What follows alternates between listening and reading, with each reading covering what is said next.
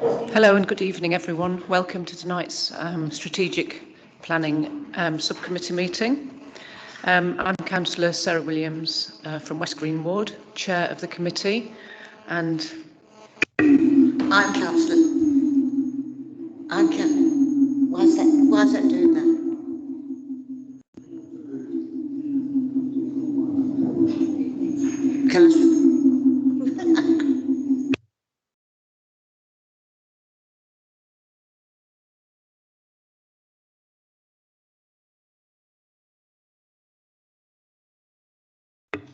I'm Councillor Sheila Peacock from Northumberland Park Ward and also Vice Chair of Planning.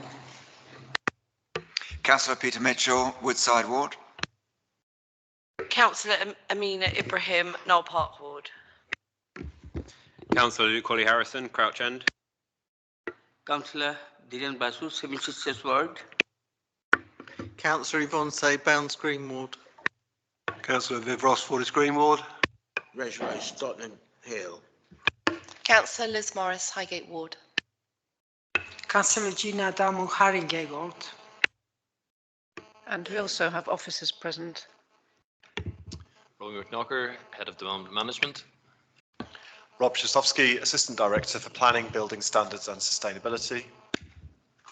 Justin Foley, Legal Officer. Graham Harrington, the Planning Case Officer.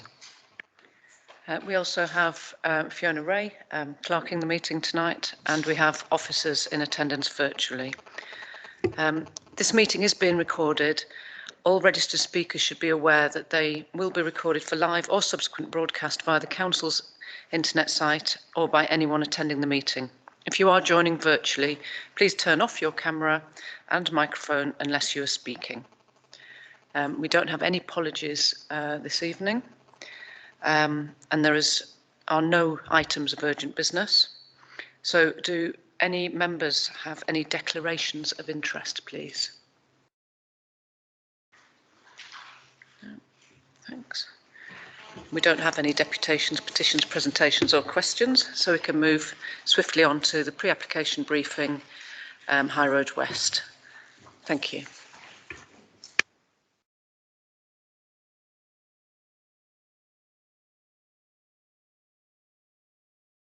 And if people could introduce themselves when they come to speak, that'd be great. Thank you.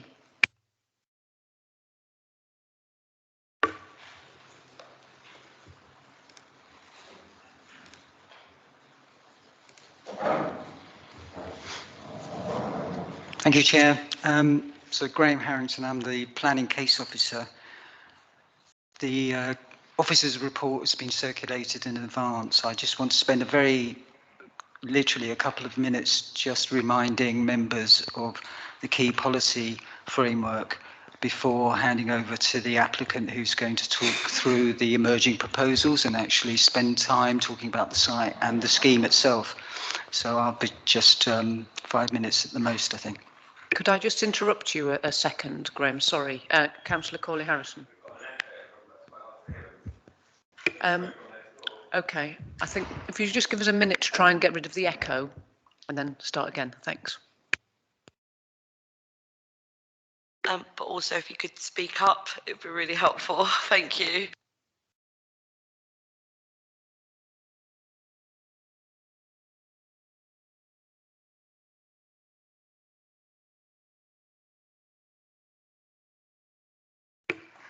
Thank you. Over to you again, please. Thanks. Okay, so speaking up, can everyone hear me in the room anyway? So there's a slide up here.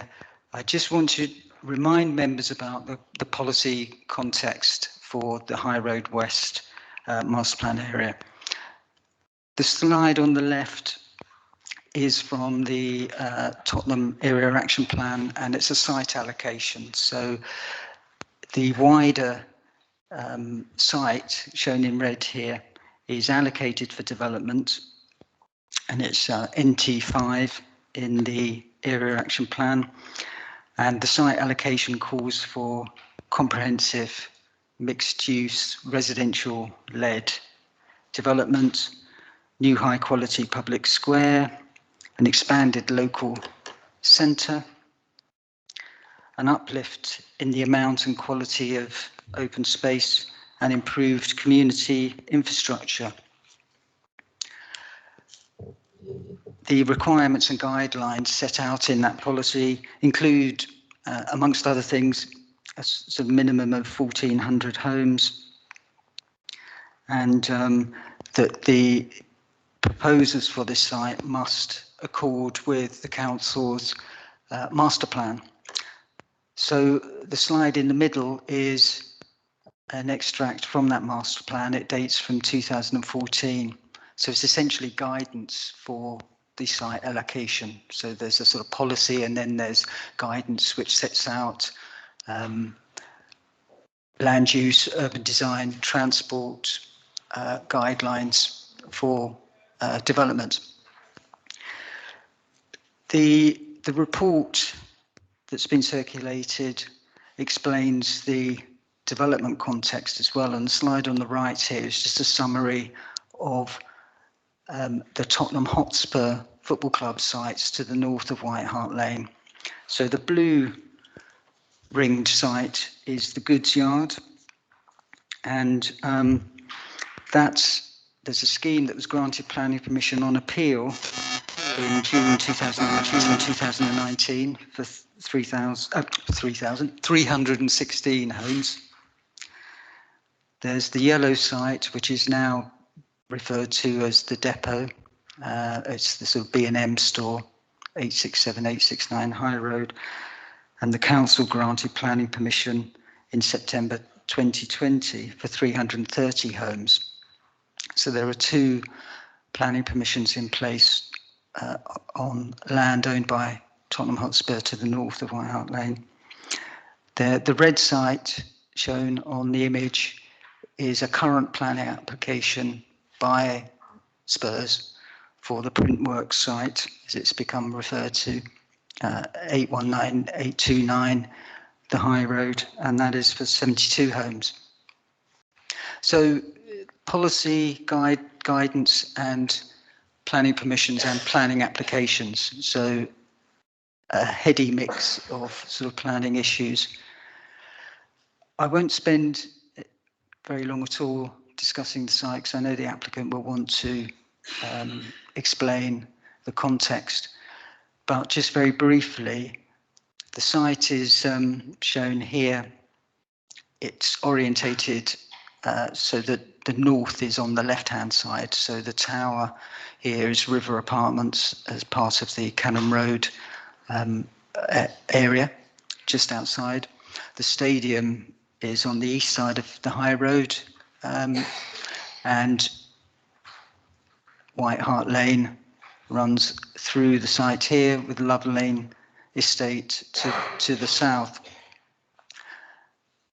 And on the other side of the railway is a small part of the site, Whitehall Mews. I won't say any more, because, as I say, I think the applicant is going to explain much more eloquently than I could in terms of its context and the emerging scheme. So I think I'll just stop there. Thank you.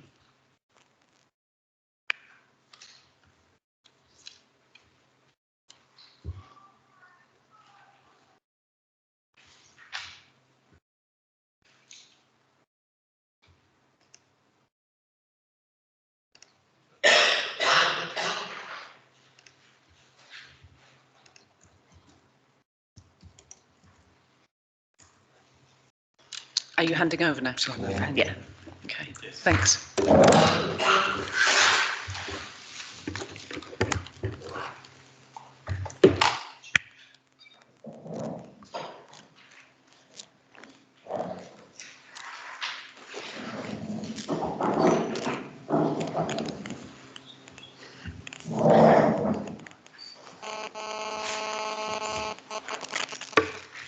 Hello everyone, just whilst we're sorting out the IT, I'll just introduce the team. I'm Selina Mason, Director of Master Planning from Lend-Lease, and I have with me Tom Horn from DP9, our planning consultant, Trisha Patel from Pollard Thomas and Edwards, who's dealing with Whitehall Mews, the first phase of development, and behind me, Lucas Lawrence, who is the lead master planner for Studio Egret West.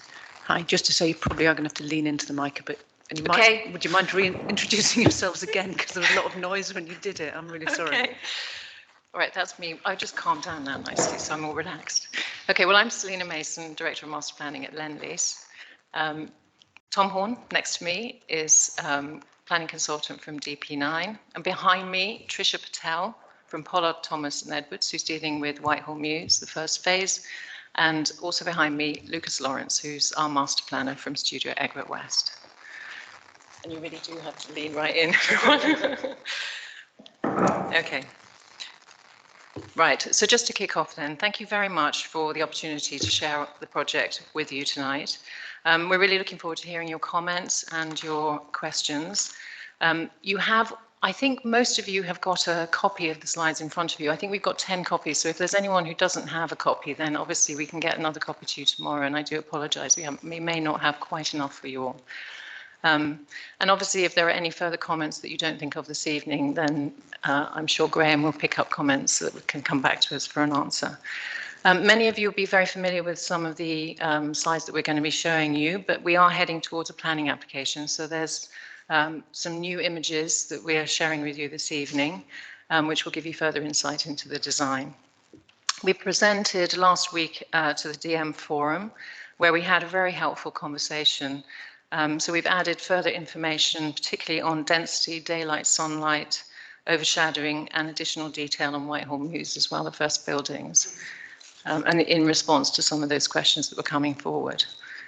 This is a really exciting project for Lend-Lease, which we're very committed to. We've been working on it since 2017, and we're keeping our sights on two things. Firstly, our engagement and consultation with the community has been incredibly important to us, and has been integral to the way the project has developed to this point. Secondly, we pride ourselves in creating places that people love and are proud of. Placemaking is fundamental to our purpose. And here in Tottenham, the grain of this historic neighbourhood has been at the heart of our proposals from day one. It's given us an inspiring starting point, and the significant investment and positive change that the project proposes is built from the ground up. So just to stay on this slide for a moment. Our plan incorporates about 2,600 homes, of which 500 are council homes and 416 affordable, as well as new workplaces, restaurants, shops, a library and learning centre, a new park and a new square. This will combine to create a renewed neighbourhood that will serve the existing population better, as well as creating an aspirational destination for others to come and enjoy, whether they're residents, businesses or visitors. Next slide. We've been talking to the community about this project since 2018, hearing what the residents were looking for and shaping the scheme and master plan in response to that conversation. And this is the way we want to continue to work with the residents, with businesses and you at Haringey Council. We were delighted that the community supported our proposals at the recent ballot, and we're looking forward to continuing the conversation. So I'm going to hand over to Tom, who's just going to take you through a quick tour of the planning application. Thank you, Selina. So I'm going to try and summarise this as quickly and as clearly as I can. As has already been mentioned, it is a complicated application because of its size. But as a quick summary, it's known as a hybrid planning application. That means we are submitting a detailed component and an outline component. So if you see on the screen here, you've got the small pink section, which the little blue arrow says 100 Whitehall Street. That's colloquially known as Whitehall Mews, and that is the detailed component that Trisha will tell you a bit more about later. The yellow component is the outline component. Now, the important piece to note here is that we are not seeking detail in the yellow bit. So we are simply seeking to agree the parameters of development, the sorts of heights that we might be considering, the types of buildings, the types of uses, the plots, the movement corridors. So everything that you would put into a large master plan, all those ingredients, we're seeking the principle of those and not the detail. We've produced what's known as an illustrative master plan, which Lucas will take us a bit more through later. And the illustrative master plan is simply one way of building out that outline piece. So it's a scheme that is accords with all the controls that we put in place. And I'm going to talk a little bit more later on about what those controls are and how councillors and the council, if we do get a consent, can then feed into that control process and the decision making going forwards. The next slide, this is my second slide and last slide, is just talking a little bit about land ownership that Graham has already mentioned.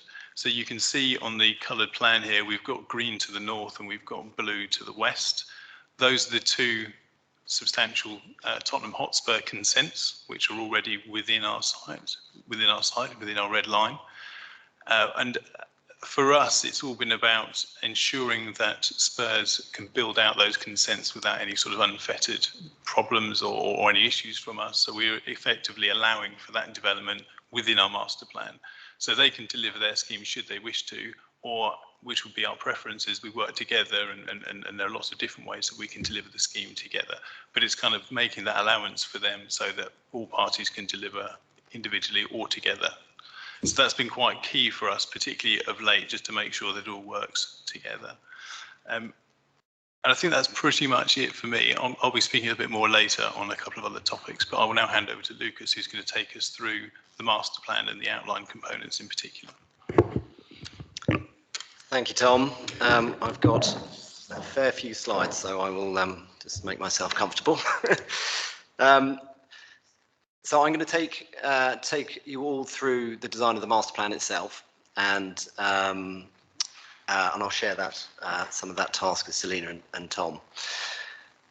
This first slide really goes back to first principles. So as our starting point, working closely with Haringey, we created a set of what are called evidence-based principles, and they're evidence-based because they're created through consultation with local communities and through public consultation, and aligning that with the vision of Haringey Council themselves and that of the wider development team.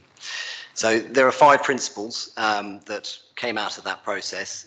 To run through them briefly: thriving spaces. So that's really about creating spaces that businesses can thrive in. So really supporting the employment economy of the area, and also places that people can enjoy from day to day. Second one is people-orientated spaces, so multifunctional spaces for play, social spaces for multi-generational needs. So that's a really important point that came up around serving the needs of people of all ages. High-quality homes and neighbourhoods is obviously fundamental to the master plan, particularly accommodating the changing needs of residents over time. And then the last two related to more sort of outdoor events, so walkable neighbourhoods, something that's very important and come into sharp focus over the last 18 months. Can we create a neighbourhood that delivers everything we need within a walkable distance, or it delivers as much as we can within a walkable distance? So providing opportunities for active living, keeping our legs going. And then that leads into parks and spaces, so promoting access to nature is really, really important, and the benefits of social well-being, so promoting mental and social well-being. So what kind of place will High Road be?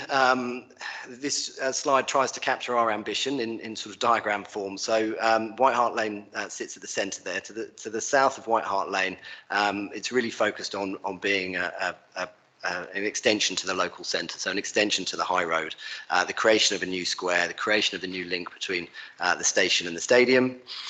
Whitehall Lane itself is very much focused around resetting the heritage assets there in the Grange, and then to the north of that, the introduction of a new park and a residential neighbourhood, and then the sort of orange and red areas that you can see running along the back of the High Road are these quite interesting interstitial spaces focused around businesses. This is all set within the conservation area, and we're very mindful of that, and that's been fundamental to our thinking, and I hope that will come across today.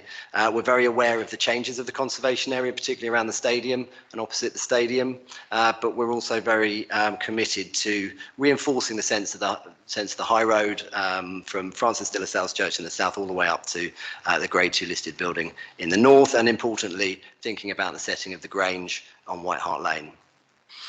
This slide just tries to, gives you a snapshot of the overarching master plan. We'll look at it in much more detail in a moment, but just tries to pull in some of the principles that we were talking about earlier and how they sit within the master plan. So a walkable neighbourhood, delivering a variety of different types of spaces and different offers within the area.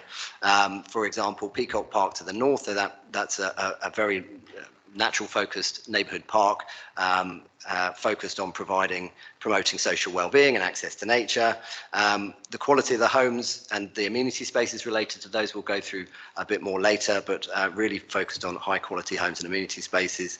And then Moselle Square to the south, so a new civic space that will really form a heart of that local centre extension. Underpinning all of this is a real ambition to create a diverse and active ground floor. So that's really focused on work, leisure and homes as our sort of three key ingredients. And you can see hopefully very simply in this plan that the leisure use, the retail use and the new library and learning centre that will be provided as part of the scheme all sits to the south, or is focused to the south along Whitehall Lane and Moselle Square. And then to the north, we have new Peacock Park, to the west of which we have a new residential neighbourhood with homes coming to ground level on sort of traditional streets. And then on the right-hand side, we have the extension of the high street and sort of thinking about how we deal with the back of the high street scenario and the sort of legacy that's there. Above that, residential quality is a real focus, and that's sort of driven the shape and structure of the master plan.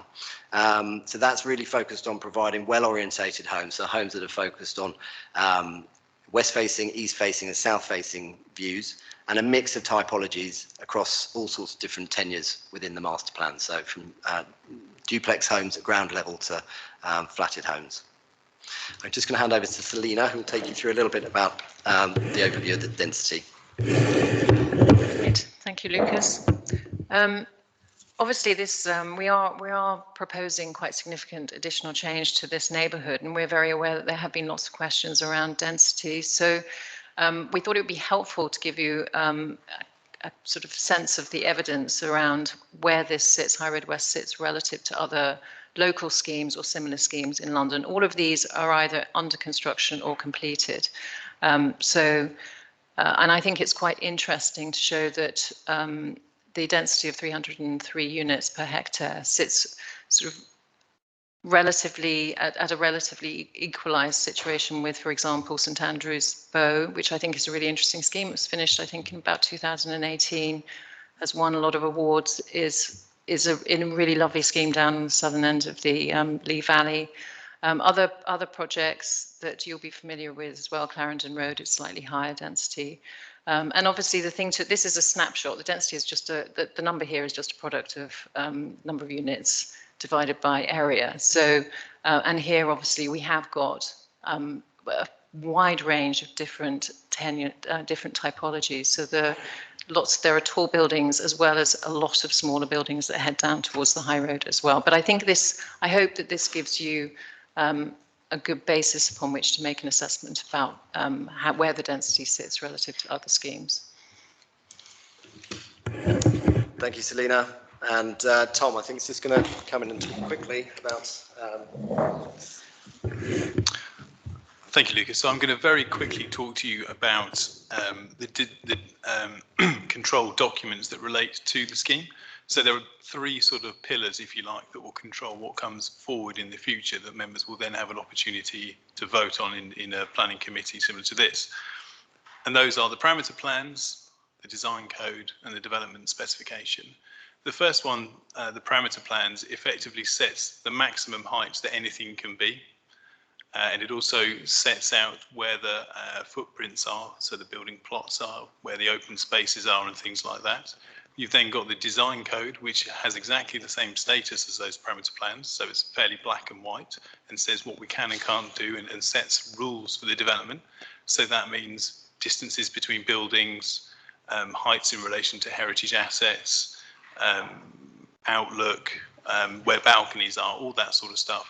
And then the last one, the last pillar is the dev spec, the development specification, which will set maximum floor spaces for certain uses within plots. So again, another control that's absolute and limits development in those certain places.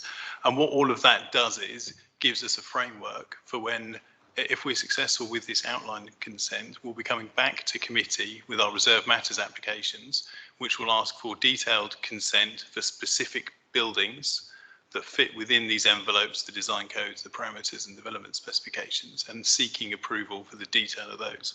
So this is one step towards the detailed component, submitting detailed parts of the master plan. And that's obviously the lion's share of what we're talking about today. And the image here just shows you how some of those parameter plans work. You can have massing within those envelopes that can move around. And it's all about designing in flexibility to the buildings, to the uses, to the plots, because we know we're going to be doing this over many, many years, and economic cycles and all those sorts of things that you have to think about in a bigger master plan context. So I'm now going to hand back to Lucas, who's going to carry on.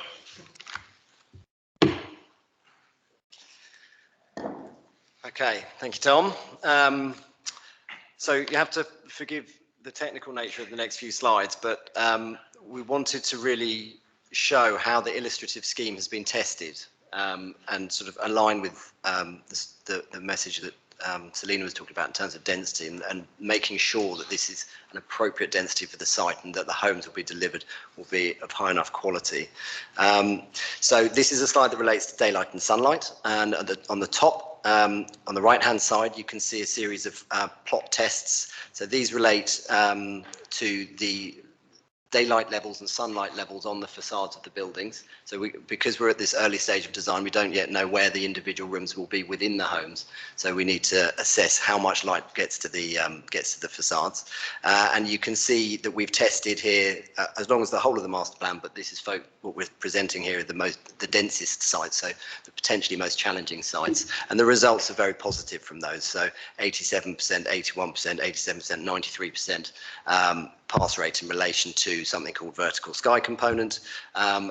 It all gets rather technical, but the real message here is that it's a very positive first starting point, and we would expect all those results to improve as we go through the reserve matters design process.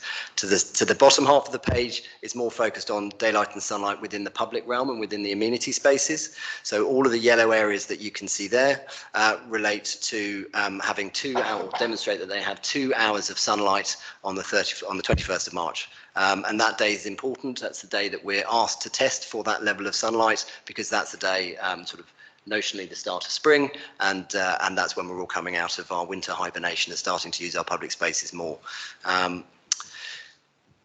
The next slide talks about wind and microclimate. So again, the illustrative scheme has been through a lot of testing. We've had 3 physical wind tunnel tests where we build a model that you can see the photos of and put it in a wind tunnel, and the results are very positive. So no wind safety exceedances, no uncomfortable or walking categories, minor localized conditions that will then be mitigated through the ongoing design process. So that's mitigating through facade design, because obviously we haven't designed the facades yet, so the balconies and things like that will come into play, and also through the landscape design, so where we can put trees to mitigate wind effects.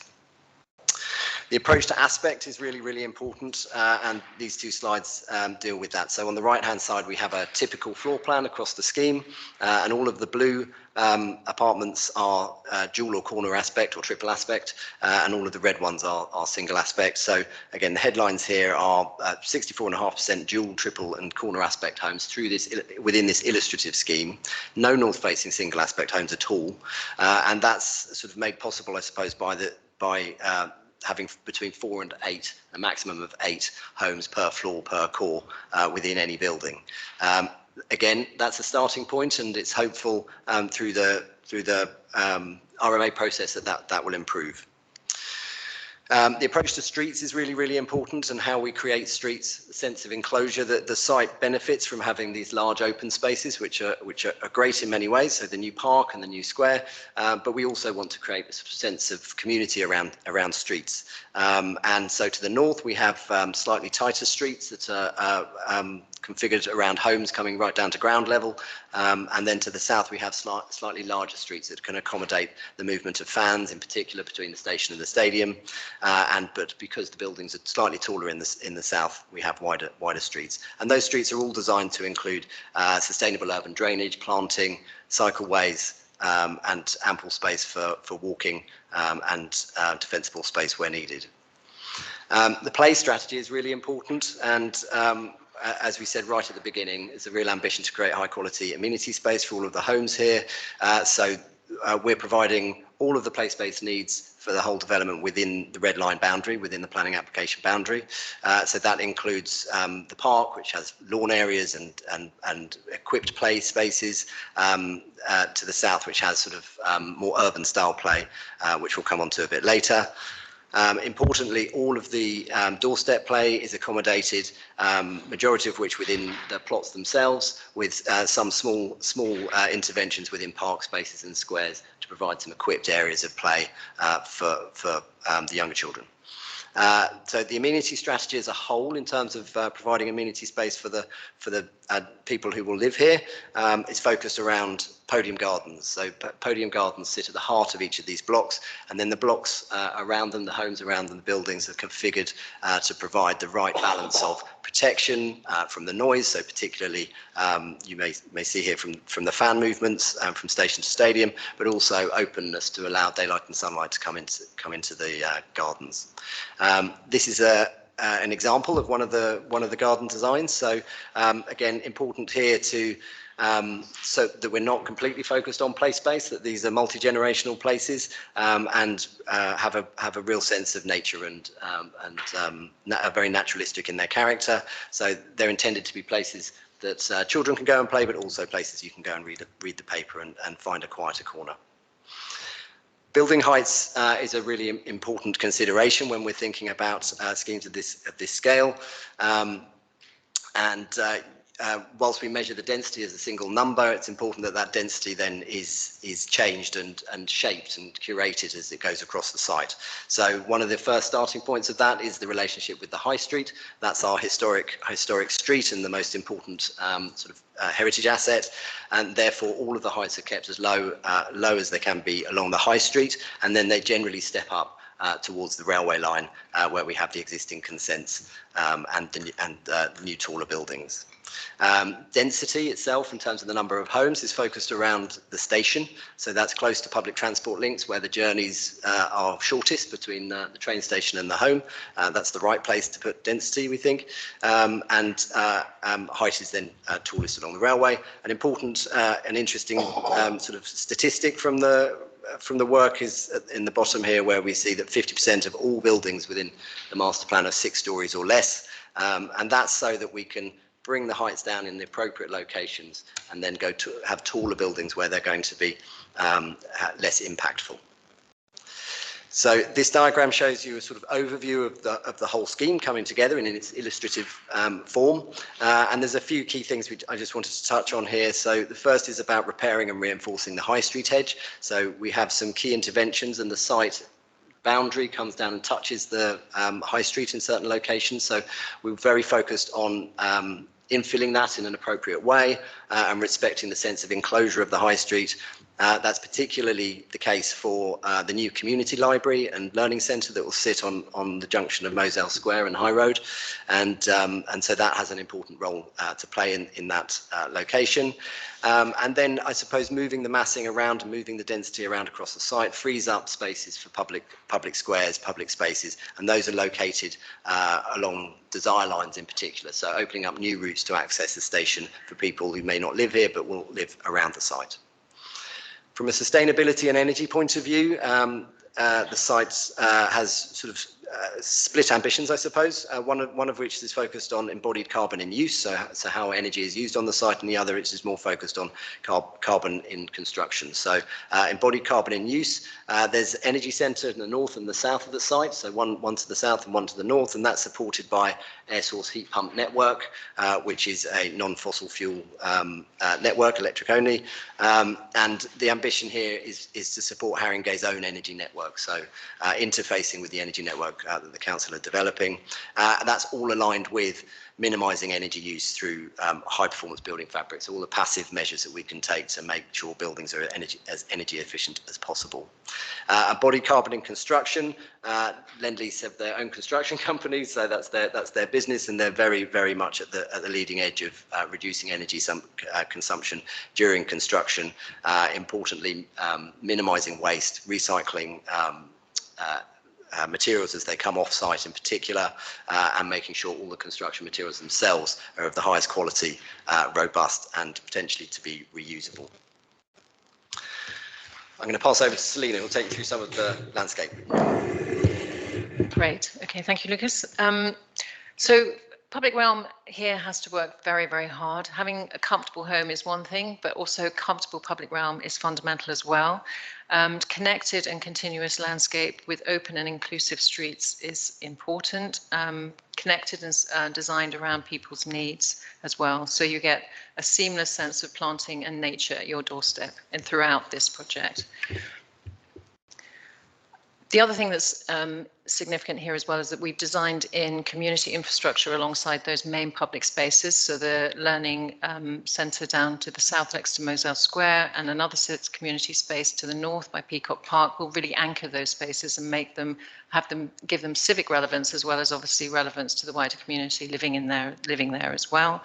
And also linking the public realm to the design as well around social interaction. So this is really, you meet your neighbour in the public realm, and it's really important that those spaces are designed around a wide range of activities and functions so that everybody has a role, everybody will enjoy being there, whether they're a child, whether they're an elderly person, whatever they're up to, designing around connections as well that's largely predominantly for pedestrians and also for cyclists as well, and trying to, as far as possible to keep cars to an absolute minimum within this space. The other important aspect of this as well is creating a connected environment so that people feel very comfortable using it and walking through it, particularly Whitehall Lane. This is a scheme that runs across that street, a very important local street, creating a setting for those historic buildings as well as a seamless connected public realm that means that people will walk freely from north to south as well. And then finally also looking at a landscape. We're very aware that there is a fantastic opportunity here to really build in not just a diversity of spaces and a richness of opportunities for people to enjoy being out in nature and enjoy having nature on their doorstep, but also to really enhance the biodiversity of this part of London.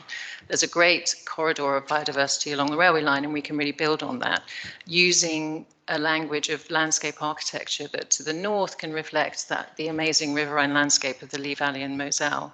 And really create a very rich, diverse place for people to enjoy being in a sunny location. Whereas in the south, it becomes much more about a harder landscape, more formal, more durable for the kind of functionality that's going to go on down there, and a number of people that will use it. But wherever you are, there'll always be a sense of nature present, and not just sort of the height of summer as well. It's really important that there's kind of seasonal variation as well. So not just nature on your doorstep, but every day when you're out, you'll see the seasons passing and a kind of rich tapestry of nature to admire and look at. So we're really looking forward to developing those ideas more, building in particularly also our sod system as well. So there's a huge opportunity as well to really use ecological and environmental design to help manage and enhance the landscape. Thank you. Okay, I'll take you through a few of the key spaces, and then I'm going to hand over to Tricia to talk you through the first phase. The first one is Peacock Park. Peacock Park sits to the north. It's a new neighbourhood park. That's its intention. It's really important that it's an accessible and open space. So this is not a park with a fence around it. It's a park that really goes up to the building edges. This image here you can see on the left-hand side will be the ground floor workspaces, employment spaces that will sit right next to the park, and on the right-hand side, the homes coming down to ground level with two-storey duplexes. And it has a real focus as a park on play, sports, and recreation. That's the intention. So offering a variety of different spaces. So you can see here lawn space, which is really important for older children. Also a destination playground. So this is a view. These are two views looking to the north. Destination playground you can see right on the northern edge. I think that's a very important point, ingredient within the park, but also will be an ingredient amongst many. And we see the park as a really important opportunity for community-led design. So engaging again with the community through the detailed design process to think about how the park is programmed, what the right kind of uses is, what the right kind of infrastructure to put in so that we can get the most out of the park all year round. Between the park and the high street, these series of sort of interstitial spaces, so urban courtyards, we've called them, and they are focused on workspace and light industry. We're conscious that as part of this development, some businesses are moving, and therefore we want to re-provide the opportunity for. I do apologise, but that's your time up. That was 30 minutes. The clerk has just told me. Right. Okay. So, is there any chance I could present the detailed bit quite quickly in 5 minutes? Somebody might ask you a question about it. Councillor Peacock, might they? In which case you could. So I can take questions from members on this now, or comments, questions or comments. You can indicate. Councillor Peacock. Before we were discussing the area that you call the depots, the area abutting onto Edmonton, there was talk of a bridge from there across the railway line. You've not mentioned it anywhere here. And also, I'm concerned about the library, because at one time in the discussions, the library was going to be upstairs and we were very hostile to that. So I'm hoping that the library is going to be on the ground floor. Shall I answer those two? So the bridge is allowed for within the master plan. So the master plan takes account of that and provides the space required for traversing up to get over the railway tracks and back down again on the other side. So that's accounted for, and we've been through that with the local authority. Sorry, your other question was around the library. Yes, so the library at the moment, the library is in an outline phase. So we don't have a brief for that at the moment, and that brief will be developed through the when there's an operator on board, and we can go through that process, and that will lead to the design of the library. There's every intention for the library to be at ground floor level, so there's no reason why that couldn't be part of the scheme through the RMA process. Anyone else? Councillor Rice. Got you. Yeah. Can I just ask a preliminary question? I'm not clear who owns this land. Is it in the hands of various owners? And have you got the consent or the permission from the owners to progress this plan? Because sometimes you find that these things are all laid out, but then you can't get the owner's permission to move out of the way, put it like that. And who's Lend-Lease, and what part have they played in all this? Thank you, Councillor. I will pick up a few of those points, and then I might ask Selina, who is from Lend-Lease, to comment a little bit further. In answer to your question, Lend-Lease and Haringey have signed a development agreement. So Haringey own the majority of the land to the south of Whitehall Lane, and it's through that agreement that Lend-Lease is the preferred development partner and are sort of tasked with delivering the master plan as we see it. The second part of your question relates to who the other owners are and what they do. Well, in a scheme of this size, there are lots of different owners. Somebody might own a very small piece of land, and then we've got the other end of the scale, which is Tottenham, who own sort of a large chunk of land to the north. And what we're sort of tasked with is putting all of that land together the best we can through commercial agreements, through options, through joint working. There's lots of different ways that we can bring that land into the development. Ultimately, that doesn't stop us seeking a consent for it and then working with those landowners further. And then at the very end of that sort of process, the council have the opportunity to use what's known as CPO powers.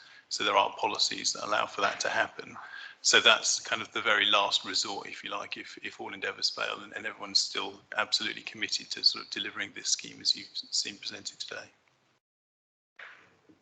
Selina, is there anything you wanted to say about Lend-Lease as a company, as a business, as a development partner? Yes, we're obviously working with Haringey on this project in partnership, and we are a developer and contractor. We have a number of other projects in London, so you'll have seen our work at in Southwark, where it's a very similar arrangement. We're working with Southwark there as the landowner. We work in partnership to do development generally with the public sector and deliver projects that are mixed-use urban projects. Just to be clear, you don't own the land. You're working in conjunction with Haringey to develop the site. That is correct. But who owns the land? Haringey Council own the land to the south of Whitehall Lane, and then as Tom explained, there's a mixture of land ownership to the north of Whitehall Lane. Okay, thanks. I've got Councillor Mitchell indicated. Thank you. I had some questions about the tenure mix and about density mainly. On the tenure mix, as you point out, there are 500 social rent, 406 shared ownership, and the rest market for sale. So in the papers we had beforehand, it says the applicant is proposing at least 35% affordable by habitable room. On the basis of units, it's just under 35% affordable by unit. But I suppose my question is, given that the council does own most, if not all, of the land south of Whitehall Lane, so that's land in public ownership, and under the London plan, the mayor is seeking 50% affordable on public land, as indeed it says in the papers we've got. So given that substantial chunk that is in public ownership, shouldn't the overall figure be more than 35%? And can you just clarify why it says in our papers at least? How do you see it getting above that figure? And can I go on to talk about density? So in the brochure that we've got this evening, it gives the density as 303 units per hectare. So there are slightly different figures in the papers we had beforehand. So on page 9 it says overall it will be 337 units per hectare. But actually I couldn't quite understand how that was, because it states here that south of Whitehall Lane it's 418 units per hectare, so significantly more. And then it refers to the Tottenham Hotspur schemes and the current application that's not yet determined, that's 353. But your application, it seems to me, is proposing more units north of Whitehall Lane than the combined application from the Courtyards and the depot. Now, I appreciate there are some other pockets of land north of Whitehall Lane that are not in that, but it seems to me I couldn't see how you ended up at 337 per hectare, let alone 303 in here, because it seems the component parts are all quite a bit more than that. A couple more points, if I may. Yeah, you talk about the size of the social rented units. I mean, I welcome the fact that within the social rent that there's a higher proportion that are 3 or 4 bedrooms. I mean, nonetheless, I felt that given that as a council we have so much pressure on those larger family-sized homes, I wondered whether that could be increased. I had a question about the car parking on paragraph 710(2). It basically seems to be saying, if it turns out that some people need parking, a further 7% could be provided if demand exists. I was puzzled as to how that could happen. I mean, what would the land be used for before it's decided that actually we need some more parking spaces? And is that a risk that it's taking away, green area, for example? And at what stage would that be assessed? I think the final point is just about the sort of options. I think you said in introduction that your scheme was allowing for the possibility that Spurs would deliver on their particular schemes.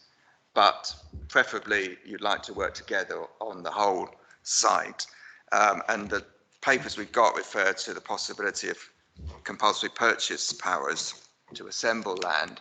I just wondered if you could say a bit more about what you saw as the timescale for deciding whether, in fact, it's some sort of, if you like, joint initiative with Spurs developing their land, or at what stage we might move to these CPO route that's mentioned here. Thanks. Thank you, Councillor. Can I just ask a quick point of clarification? Which paragraph are you referring to with the car parking numbers? Just so I can quickly find and respond when we get to that question. 7.10.2. So it's on page 14 of our papers. Thank you. I'll pick up the first point on affordable housing and the affordable housing percentage, and then I'll hand over to Lucas to talk a bit about the density, and then I'll try and pick up those other three questions you had about the social rented unit sizes, the car parking, and the Spurs applications. So on the affordable housing component, so the GLA's guidance on 50% relates to surplus public owned land. So the intention of that mechanism is where organisations like local authorities, like the GLA, even like TfL, are disposing of land that's totally surplus to requirements, and that's, it could be railway sidings, it could be, all sorts of different things.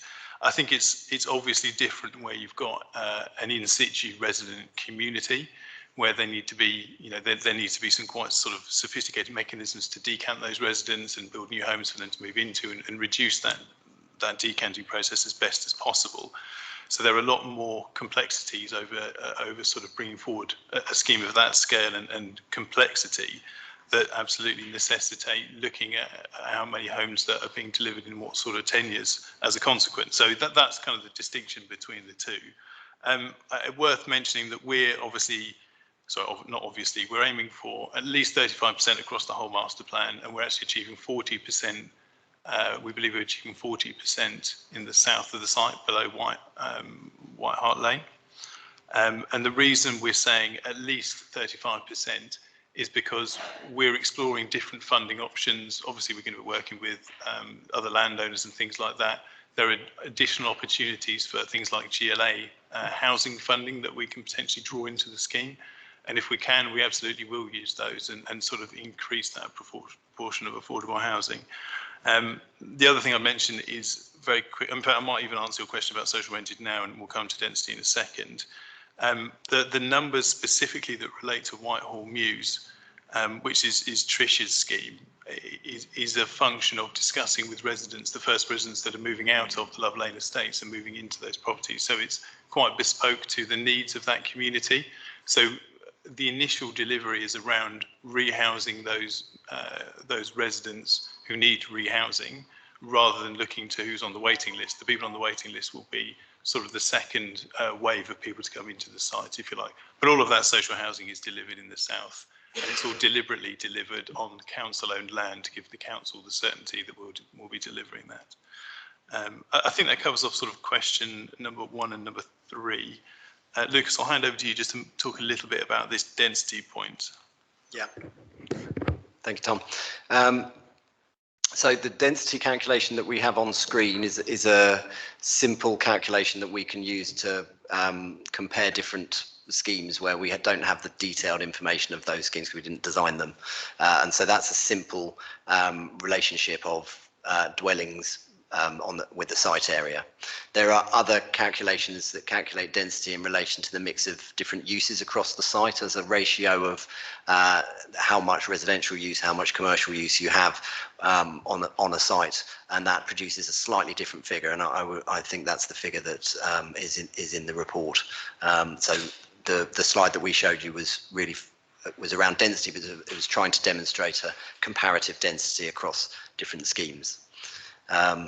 And I think the other figure around density, the question you had around density was to the north of the site. And I think if I understood the question right, we're obviously delivering. There's existing consents within the north of the site, and the section that we are designing here outside of those consents includes a large proportion of Peacock Park. So the density that's being provided there is actually very, very low on those sites. I actually haven't done the calculations, but if we did the calculation of the park and the sort of 6 to 8 story buildings around the park, it would be very, very much lower than the consents on the depot's yard and the goods yard, which include the tall buildings. So I think that's probably, I think if I've answered that right, if I've understood the question right, that there's additional land area that's quite big in relation to the other sites that drops the density number overall down. Okay, thank you. Had Councillor Corley Harrison. I think we had a couple of other questions to pick up. Sorry. The car park. Yes. Oh, sorry. Beg your pardon. Yeah. Sort of working with Spurs. Yes. Yes. So just on the car parking, I've had a chance just to quickly read that paragraph again. It's probably worth just explaining how we're going to approach this. So that in the first instance, everybody who's got a car parking space within the Love Lane estate is going to be given the opportunity to continue to have a vehicle and park it there.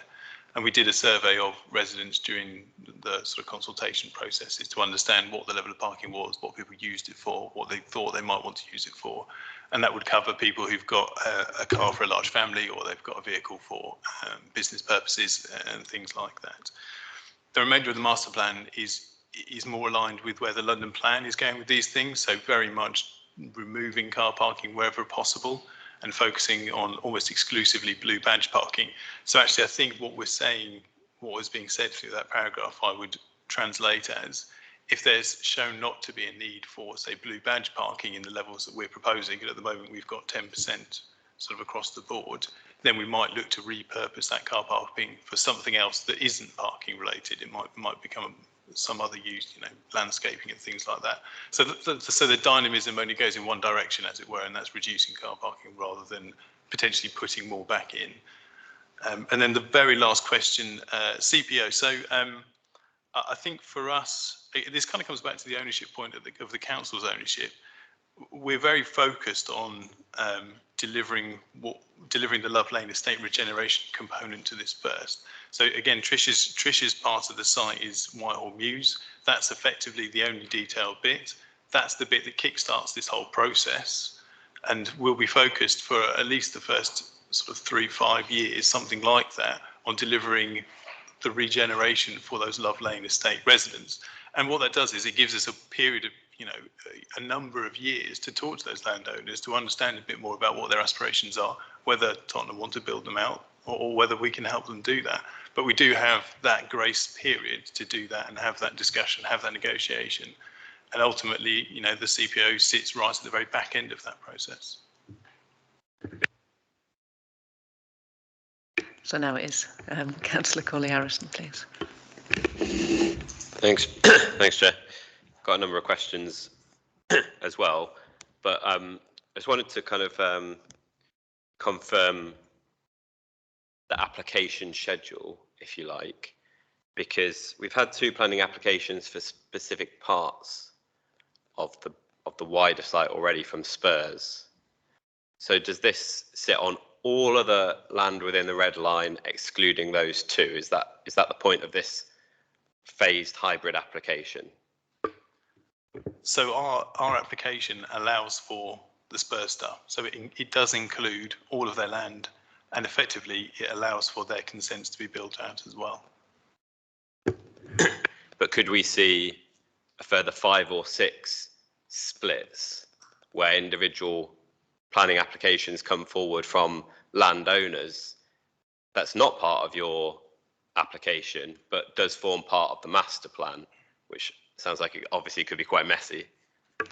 I mean, the short and simple answer is yes, but I think the reason we're doing what we're doing is to put in place a new master plan that has a vision for the whole area, that is an outline consent that everybody can work within. And actually, if somebody came forward with another scheme within our red line that was completely different and completely against what we all thought we were doing here, you as a committee would have the opportunity to say, well, actually, I'm not sure this is in the interest of the wider delivery of the master plan, because it might, I don't know, prevent access to a certain part of the site, it might blight development somewhere else, sorry. So this is, in a way, a mechanism to secure the future of all of that redevelopment in a sense. Okay, all right. I'll get to my actual questions then.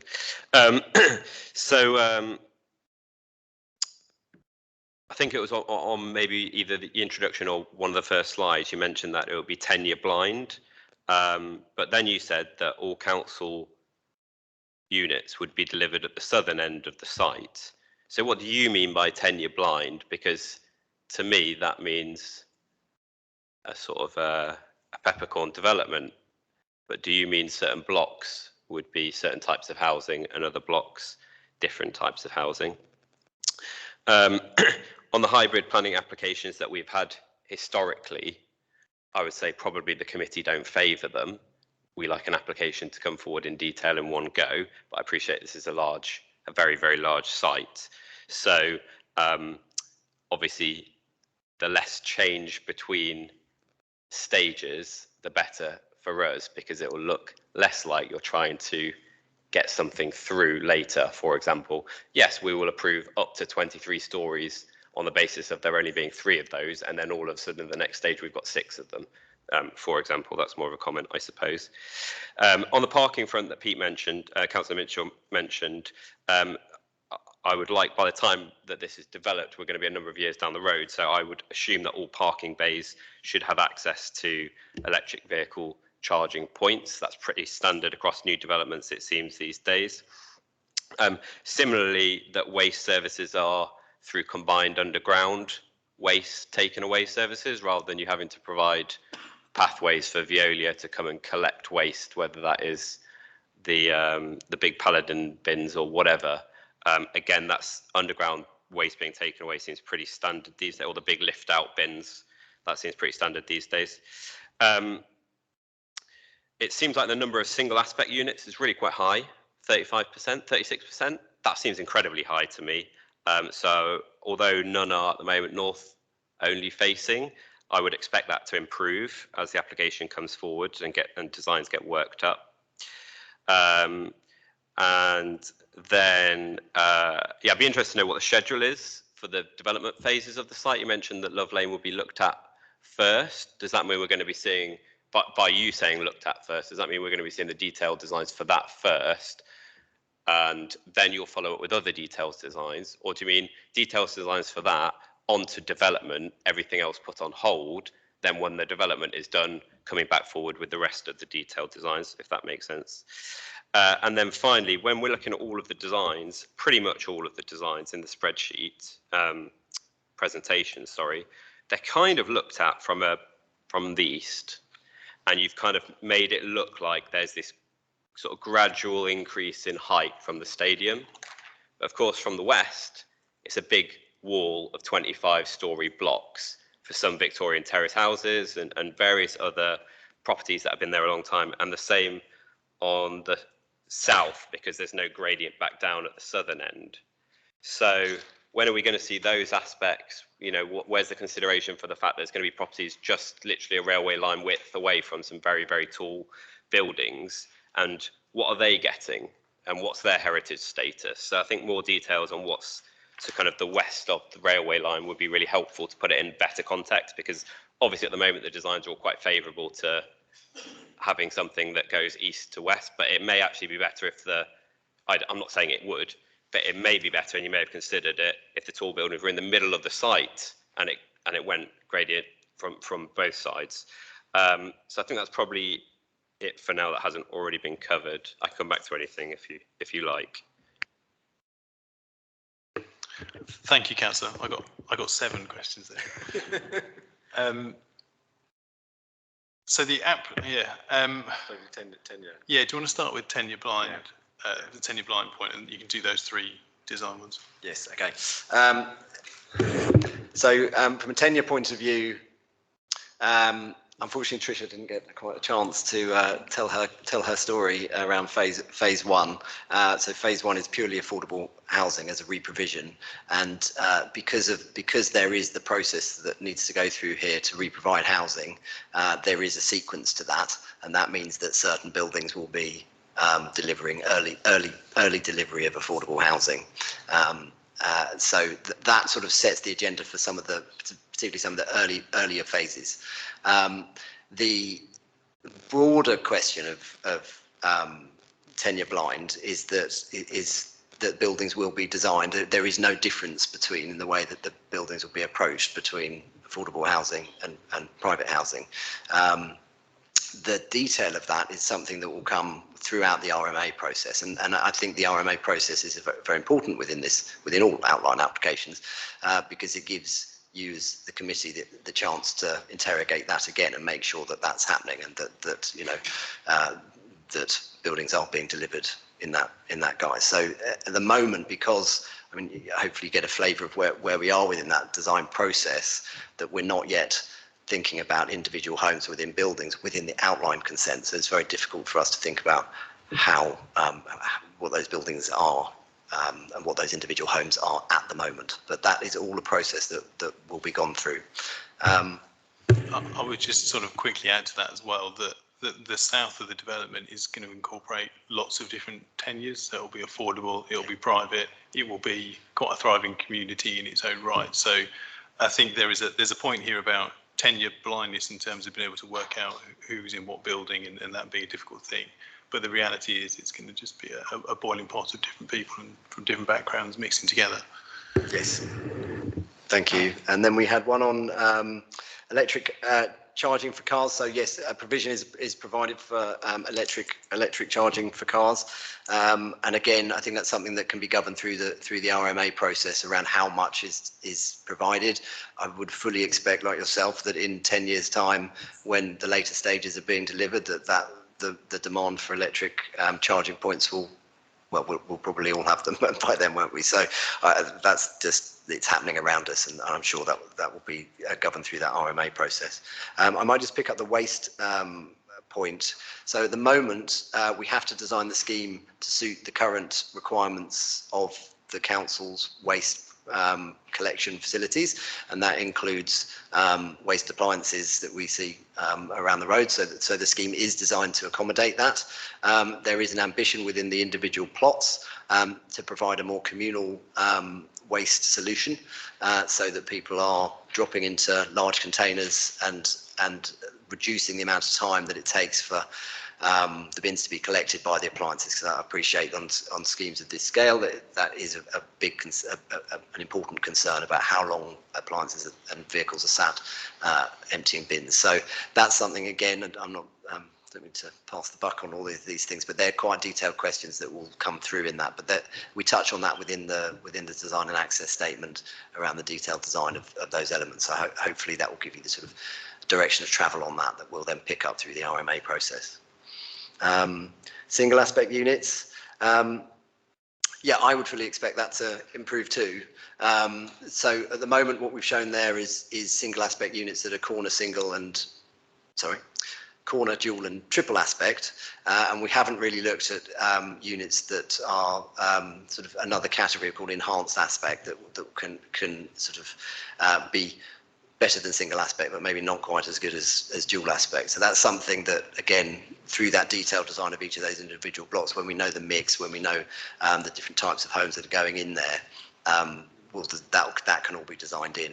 But I think it's important to say, actually, on the aspect thing, so that the block that we were looking at, which is block D in my mind, which is one of the ones that came up a couple of times, which is the block right next to the station, that's about 80% dual aspect, that particular block. And there's certain areas in the site that have a constraint that sort of force our hand a little bit, particularly around on the north of the site, around the back of the high street, where we have quite constrained relationship with the existing homes that sit on that side. So there's some blocks there, for example, where we can have dual aspect in terms of ventilation, but not dual aspect in terms of views, because we don't want to be impinging on people's privacy of the homes that are already there. So there's certain areas within the master plan where we're a bit constrained, and there's other areas where we're much less constrained. So that sort of denser blocks to the south are achieving above 80%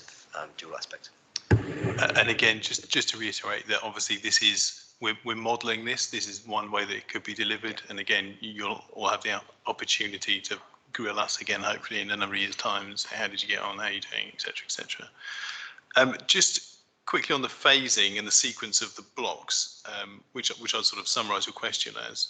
I think actually, Lucas, you put it really well. It's about firstly allowing for the residents of Love Lane to have a house to move into as soon as possible. So as a consequence, Whitehall Mews is first, and that's the detail component. And actually, should we be successful, the next blocks we'll be looking at will also be social rented as well, to try and move that process on as quickly as we can. And so we'll be doing it in a sort of a plot by plot process. But most, as I explained, the ones that are council, the land that is council owned will be the stuff that's coming forward first, and we'll be bringing back those plots with those detailed reserve matters applications for you guys to see in the first instance. Sorry, and the last question was the images that we're showing show a west to east view. What does east to west? What does north south, south north look like? I think it's actually worth mentioning that obviously Spurs, you don't really see Spurs in the images that we're showing the stadium itself. But the stadium is obviously a very large structure, and actually there are much taller towers that are consented with that scheme that sit immediately to the south of that building. So if you're looking from east to west, sorry, west to east, you would obviously pick up those buildings in the background as well, and you'd actually read the townscape probably quite differently. I would say, I might be able to let Lucas talk a bit more about the buildings and the high street.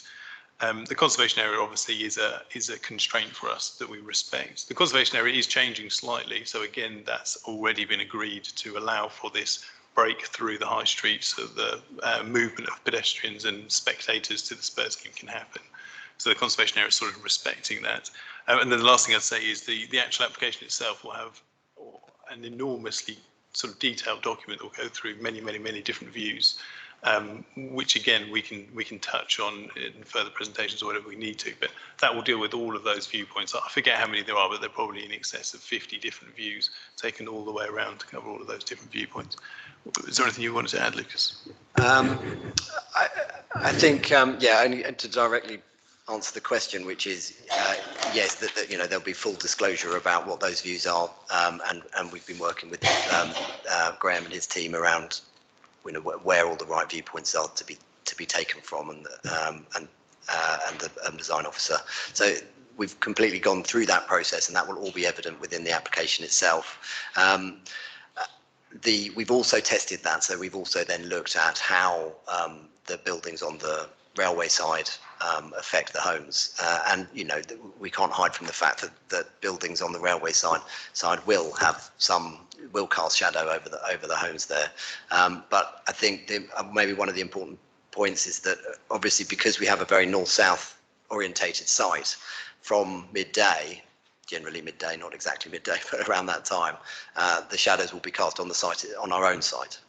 And so in general, the overarching effect on the neighbouring properties, whilst there is an effect, it's limited in terms of overshadowing, it's limited to the morning, and that there is sort of a large portion of every day that they're unaffected.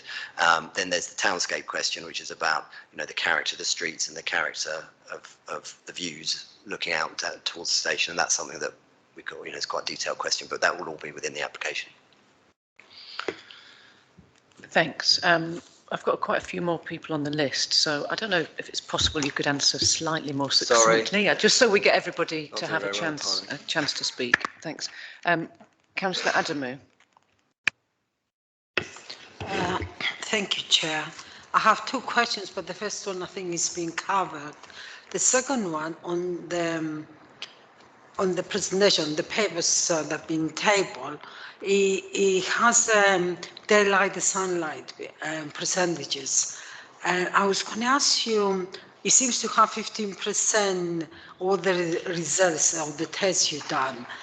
To me, it doesn't seem high enough. What is average, if you like, in other projects you've done, other buildings?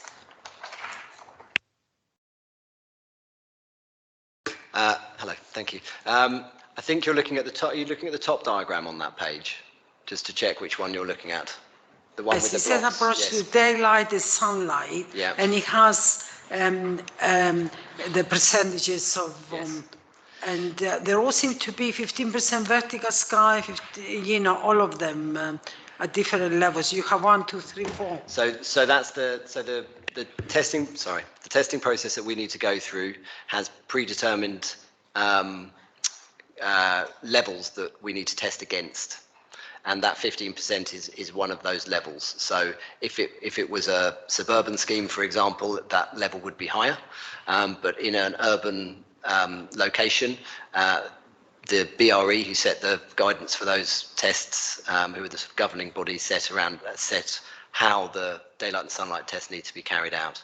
And that that 15% is that target that we need to look at. And so those slides say that I think it's about 85% of the facade area within that block achieves that amount of VSC.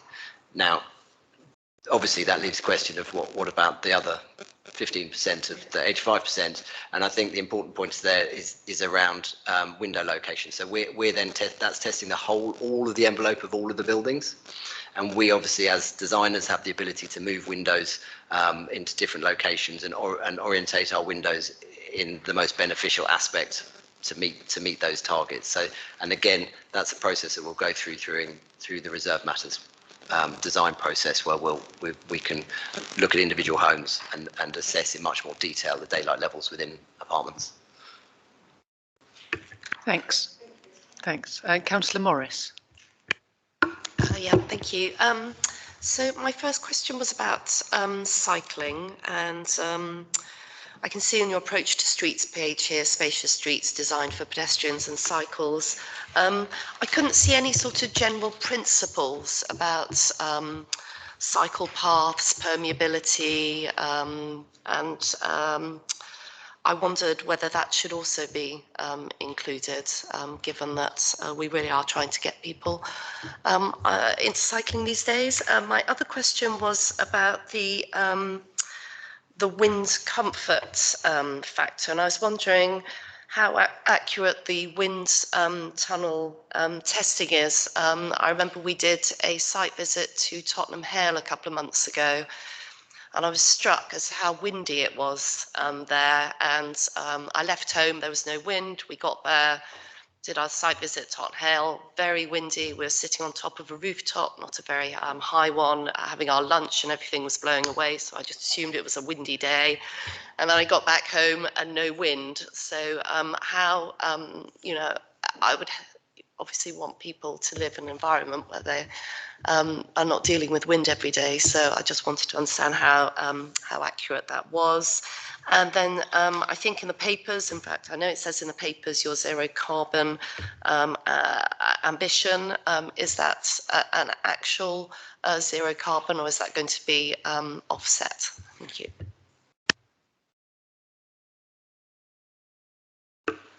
Hello, thank you. I'll pick up the question on cycling and wind. Cycling, yes, there's sort of limited information. As you can see, we didn't even get through all of the information that we had. There is obviously a street network strategy that underpins the whole of the master plan. There's a cycle route that will be part of the master plan that will run from north to south in particular, and connect into the cycle superhighway, which sits to the south of the site.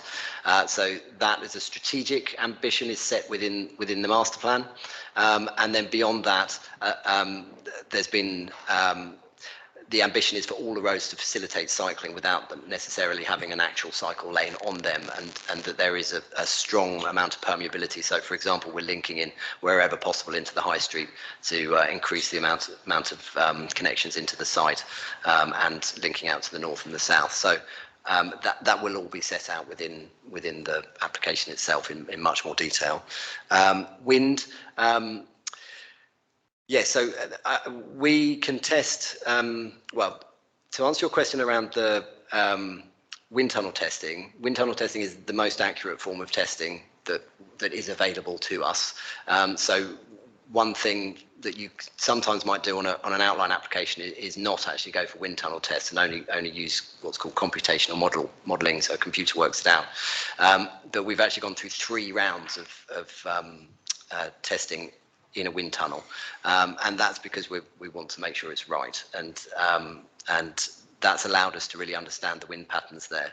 That each of the individual blocks will also go through their own wind tunnel testing again when they're designed. So what we're really doing at the moment is testing about whether we have a good foundation on which to build, and in terms of all of the different technical testing strands. And so wind is one of those. So the results are generally positive, and therefore we sort of hand the baton over to the detailed design of each of the individual blocks, which will retest the public realm and retest all the amenity spaces and make sure there's appropriate mitigation measures in place if needed.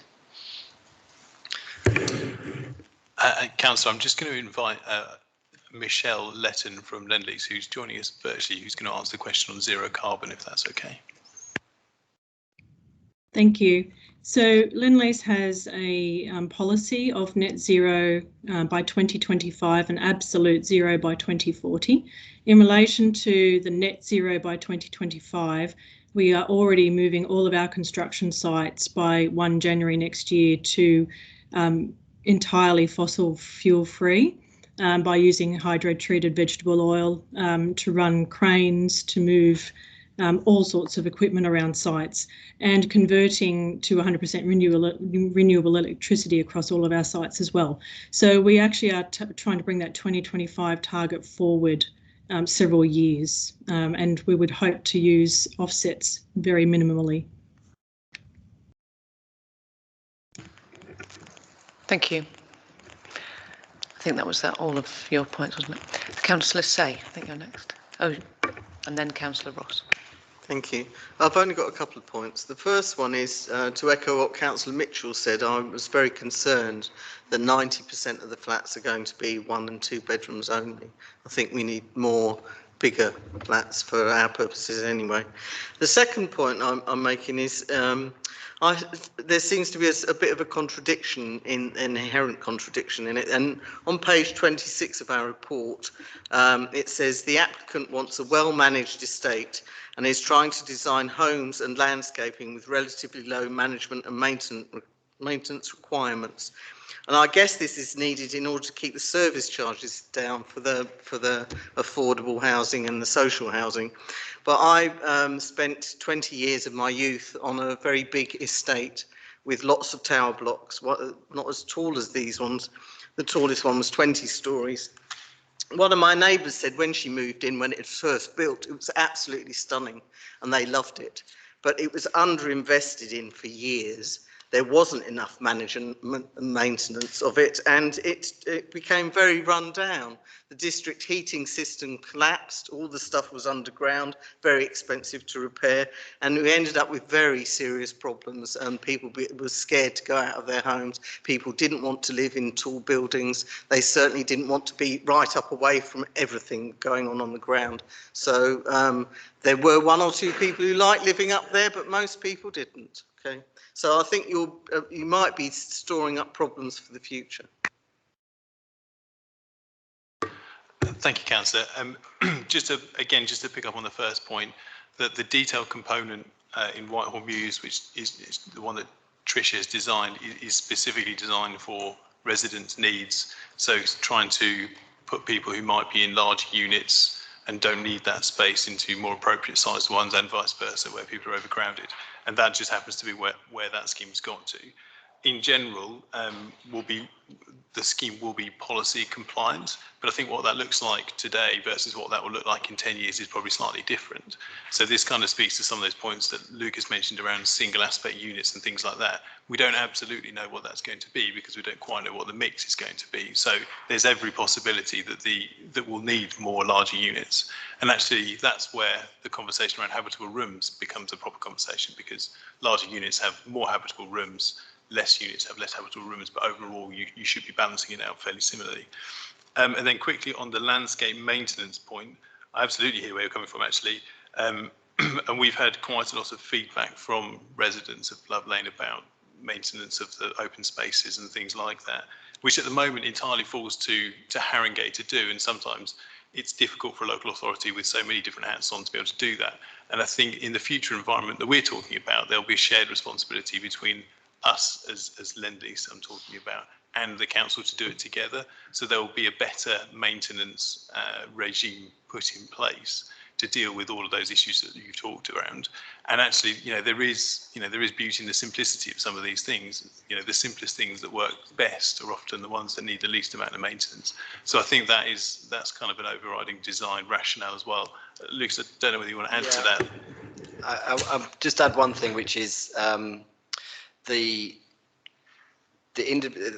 framework allows for individual blocks of buildings to be provide very traditional relationship with streets, so that we're not talking about lots of disparate and small public spaces, which was often quite a problem in council estates, historic council estates, because no one had any ownership of them. So the public realm that we're talking about here are the streets, and therefore they belong to everyone, and it's the responsibility of the management company and the landowner to deal with that, and then the amenity spaces are very focused around podium gardens. So again, they're much more focused and much less disparate in the hope and with the intention and the proven reality that that's a better and easier and more manageable solution. Thanks. And I think Councillor Ross. Thank you, Chair. It's interesting, one of the comments made earlier on was about the movement of spectators around Tottenham Hotspur. And gone are the days when Spurs played at home once a fortnight, and so it was only a problem on a Saturday afternoon.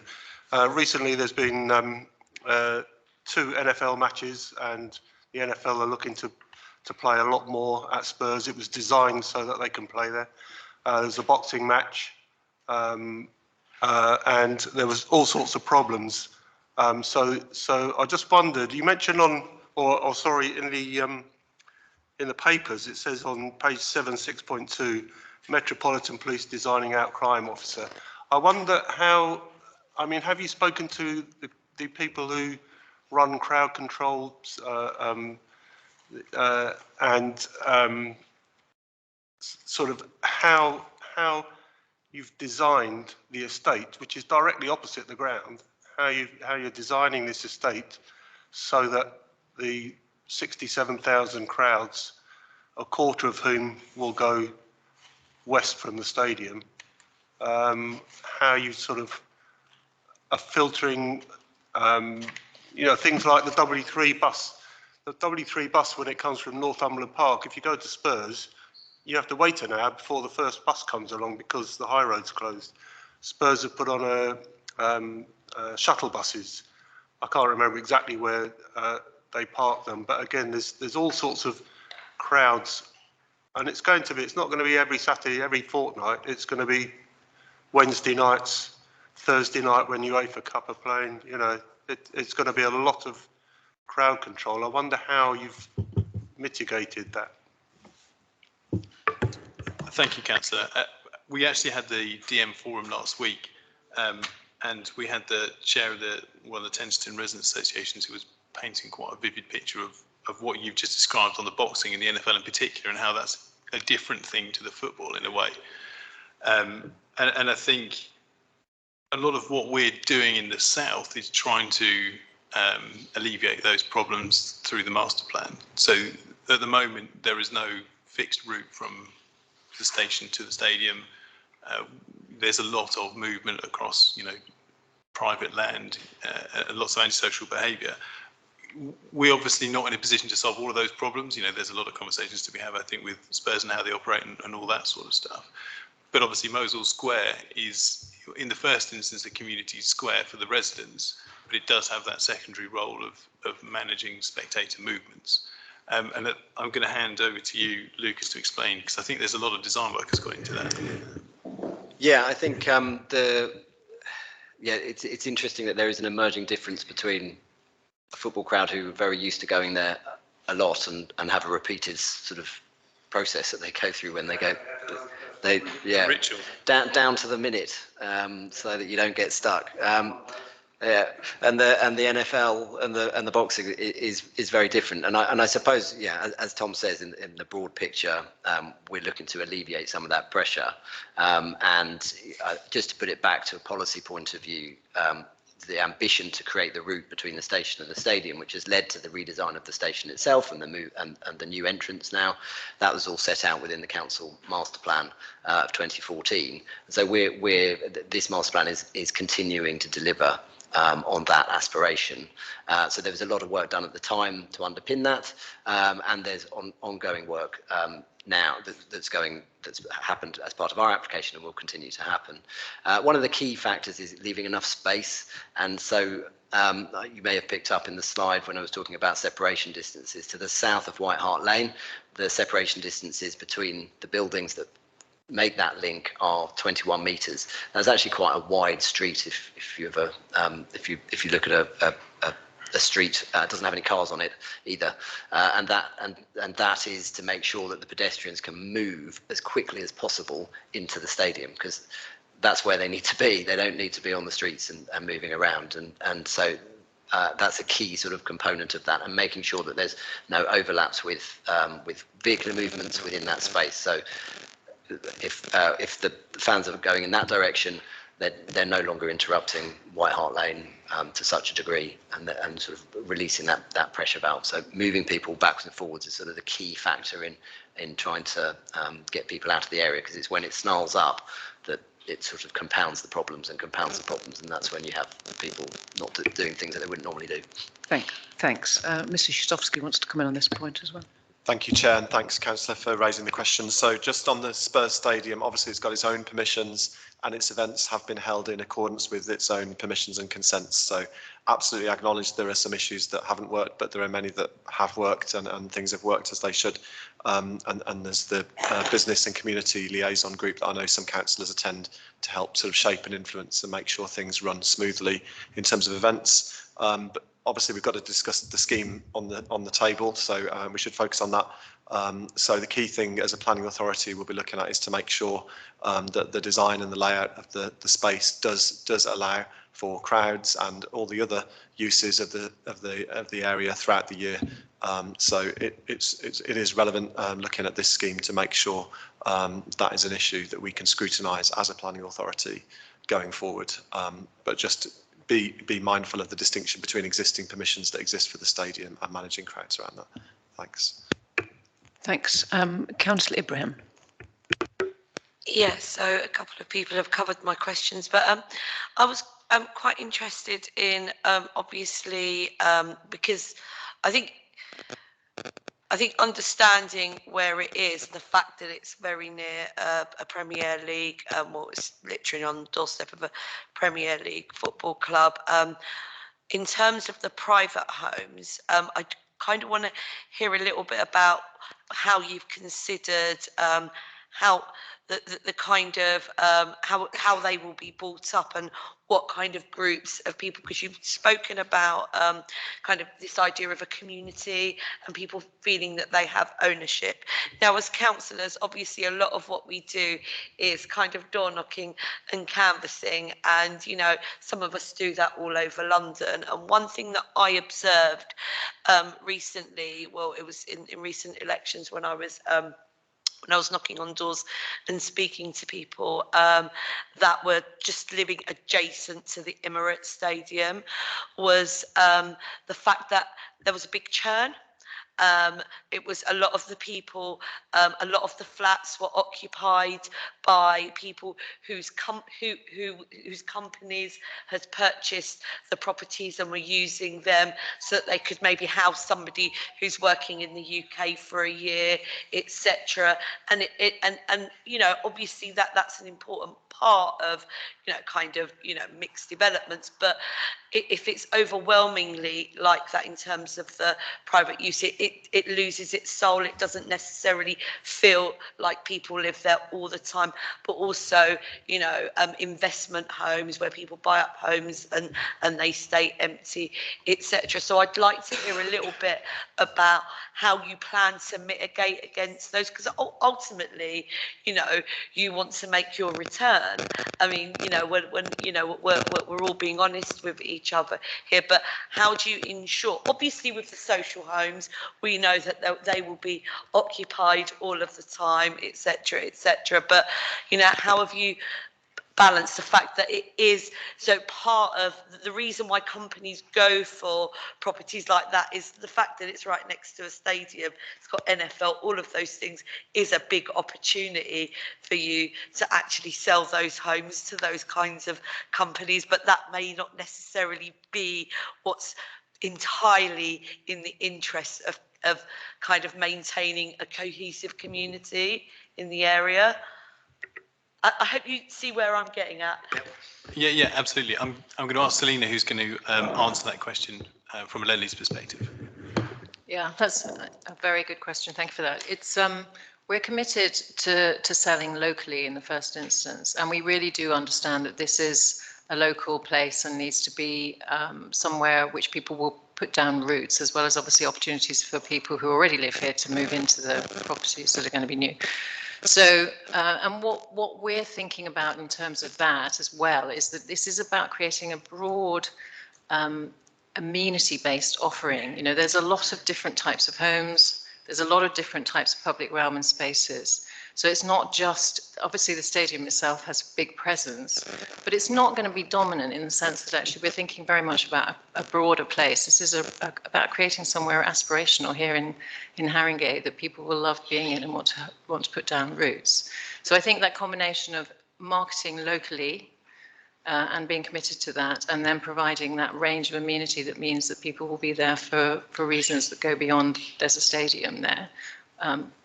Having said that, I'm sure there probably are some people who might want to live there because of Tottenham Hotspur. It's obviously a very rooted part of this community. But so that's the intention, that we're looking to create somewhere which people will aspire to being here and enjoy being here and put roots down here. Pardon? Okay. Yeah, and that I'm glad to hear that.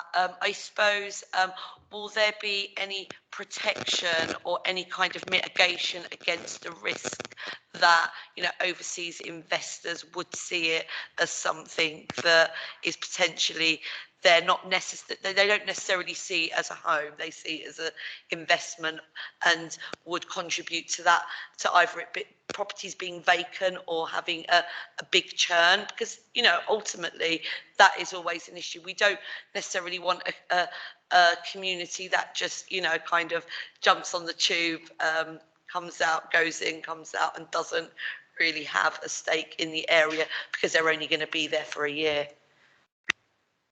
So just very quickly to pick up on that point, so the agreement between Lend-Lease and Haringey has a requirement to sell locally in the first instance. So it's a contractual obligation that sits within that commercial agreement. And actually, Lend-Lease do their own monitoring of who's buying properties from where, generally. So here, Elephant Castle, all those other places as well. So it is something that I think everyone's very alive to. And I think also being mixed proposition as well, where we've got not just homes but also workspace as well. There's as well as all the public realm. There's a good reason for local people to want to be here and to lay down their roots here. So that's our absolute intention. Thanks. I'm going to take the opportunity to ask a few questions myself, if I may. Really, because the application you're going to bring forward is going to have the detailed on the Block A, and actually no members have asked any questions about Block A. So I've got quite a few on that myself, essentially around the design and height in conjunction with how they sit beside neighbouring streets. And then secondly, obviously I haven't read this in detail yet because it was just put before us this evening, but looking at the design and appearance and the external layout, I don't know how indicative these diagrams are, but clearly they don't look very interesting, sort of architecturally from these images. But as I say, they might just be indicative. And any design ideas you could take, because obviously we've got the beautifully designed, I think, new railway station there that's taken all kinds of local themes on board. And also on this diagram, it shows a lot of projecting balconies, which I think we've decided we're not really that keen on because they don't work so well, I think, for residents. I know there's quite a few points there, but if you could speak to them, that would be great. Thank you. I could super whiz through plot A really quickly without many words, just to show you. Did you want, or not? We have to work to the planning protocol. It's Oh, not right. just my discretion. So I've been advised. Have I been advised that that's not advisable, Mr. Farley? Well, this is an answer to a question. Okay, great. Thank you. So, yes, whiz through, please. Okay, I will whiz through. Okay. Sorry. So first of all, yes, plot A is here in blue, and it's based around the Love Lane Residents Charter and Design Guide. And it's the first homes for the Love Lane residents. And the starting point for the design of these homes was that residents can move once to a new home from their existing home. And it's based on this charter. And just a little quick bit about the context here. So the context is we have our neighbours, Headcorn and Tenterden to the west, and we've got the railway line and the new station to the east. And we have a direct connection on Whitehall Street back into Moselle Square and the wider master plan. And just the full extent of the consultation is captured in the Statement of Community Involvement. And the reason I'm commenting on that is that I was going to focus on how this has impacted the design of the first homes, because it's absolutely critical to the design of the first homes, the residents' input. One of the first things we did was measure all the existing residents' homes. Many of them were very kind and let us visit and measure their homes and find out really what they liked and wasn't working well. And we built models of the existing and the proposed so people could really understand what they were getting before and after, and really understood the proposals. There aren't many typologies, so actually we didn't need to get into too many homes to understand what most of them were like. And one of the key things in the Love Lane Residents Charter and Design Guide, one of the aspirations that the residents had, was kitchens with windows. And that's a really key thing when I start to show you some of the plans very quickly in a minute. Also green spaces that were safe but also very attractive. Private outdoor spaces with their balconies and gardens, and homes suited to household needs. So this first phase has 48% homes for families, 3-bed and above. The other thing is well-insulated homes, but acoustic insulation was really important. There are some real stress points for existing residents on acoustics between homes. And I'll whiz through this, but this is basically saying the residents' charter is at the heart of it. It's 100% affordable homes for Love Lane residents moving once into these new homes. And I'll whiz on to that, and that's 48% family homes. So just to show you a few of the types of homes, and I will come to the massing, Councillor Williams. So this is a typical 3-bed 5p duplex. It's 16% larger than the existing Love Lane family duplexes, and it's got its own front door with onto that playable landscape and its own private garden. This is a typical 2-bedroom apartment, and one of the most important things residents wanted, as well as kitchens with windows, was also the ability to either have a separate kitchen dining or to have a living kitchen dining. And people wanted different things. So I don't know if you can see the dotted line on this plan, but every single 1- and 2-bed flat has the ability to, residents will choose which option they want, and it's just a simple stud partition option. And every 1-bed 2-bed flat has that choice. And then this is important because the 1-bedroom homes here are single aspect, but I think it's really important to understand the quality. Because of the aspiration for kitchens with windows, they're extremely wide and light and bright and not very deep. And you can see that every single 1-bedroom apartment is like this, and they have a separate kitchen with a window, or they can have a living kitchen dining. But you can see that the quality of these is really high. These were really popular at the consultation with residents who were getting 1-bed homes, and were really delighted to see that they were all getting these kitchens with windows. And actually that choice is on every 1- and 2-bed flats. The family homes already have that big family kitchen dining and living separate. And coming to your question on massing, how does this all come together? We have 60 homes in the first phase, and 48% of those are family. So the buildings are generally 5-storey with one part of A2 here, which is 6-storey. And just coming on to dual aspects, I know there were some concerns about that, but sort of 90% of the single aspect are these 1-bed wide frontage ones that I was just showing you. None of them are north facing and none of them face the railway. And the landscape is also, I think this point you made, Councillor, say about the quality of the stuff in between the buildings, it really, really matters. And so the landscape team who are designing all the major spaces that Lucas talked you through are also designing the landscape for the residents here at Whitehall Mews. And I think it's really important that this is a really high quality, soft green landscape for residents to enjoy. And all homes are entered through this shared pedestrian playable landscape, so it's very safe because all the entrances are off it.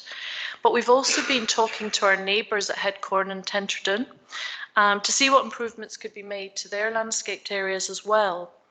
And that's been focused on improvements to refuse, storage, bike stores and security.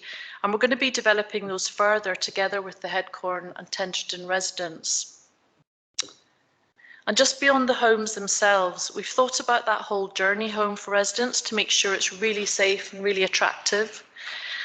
From the excellent new well-lit station, which is really fantastic to come out of, through to Whitehall Street, which is now a safe, well overlooked, inviting way home. And all entrances are really clear and really welcoming and secure, and they have bright, generous common parts and daylit cores. You're more likely to chat to a neighbour when it's daylit and it's generous and it's comfortable and it's safe. And just this final image is of the shared garden where all the entrances to all homes enter through this. And it's that will make it really well used neighbourly space. And just talking about timeline, you know, if we get planning permission, we'll be starting on this site with these first 60 homes in the autumn of 2022. So does that answer the question on massing as well, Councillor Williams? Didn't answer my question on projecting balconies, or the sort of design theme. I mean, there's not much detail of that there. Is that going to come through when the application is finished? Because we were I was trying to keep to a 5-minute, we've actually got quite a lot of design elements that we're really happy to share post this meeting, where we pick up on the history of the site, the history of clay making and pot making on the site, and we've got some really key details around entrances and sills, windows, the journey home, all of these things you touch up closely, and we can share those details with you, and they come from the history of the site. And because we had to whiz through, they're probably not very obvious. Sure. I mean, we always speak about these sort of projecting balconies that people don't like. They always cover them up. So they don't like that people can see right in. We mentioned this at this committee a lot, because if you go around anywhere, you'll see that people cover up. So I think it's better if we design in that they don't have to do that. I think this is a really good point, and they are projecting balconies, and I'll come back to the privacy bit in a second because I think this is a really good point. On the balconies, one of the things they do is also help with overheating. So when they're projecting at the moment with all the challenges of overheating, they really help with that because they shade the big open glazing to the living room. So we want that big open glazing, we want that generous balcony, and the shading from the balcony also helps with the overheating. But you're absolutely right about privacy, and we've developed a detail that gives deeper flats, so when you see them obliquely, they're quite private, and it's only when you're face on that they're more see-through. So I'd love to share some of that with you, possibly after this meeting as well, because I think that privacy as part of the design of the metalwork in the balcony is really important, because otherwise people feel far too exposed. Great. I'm holding that thought, Councillor Peacock. I have 3 other questions which are not necessarily about this, and they're very short. Are there any residential units at the ground floor by Moselle Square, or is that all going to be other stuff? Sorry, that's not your. Not your sorry. place. Oh yeah.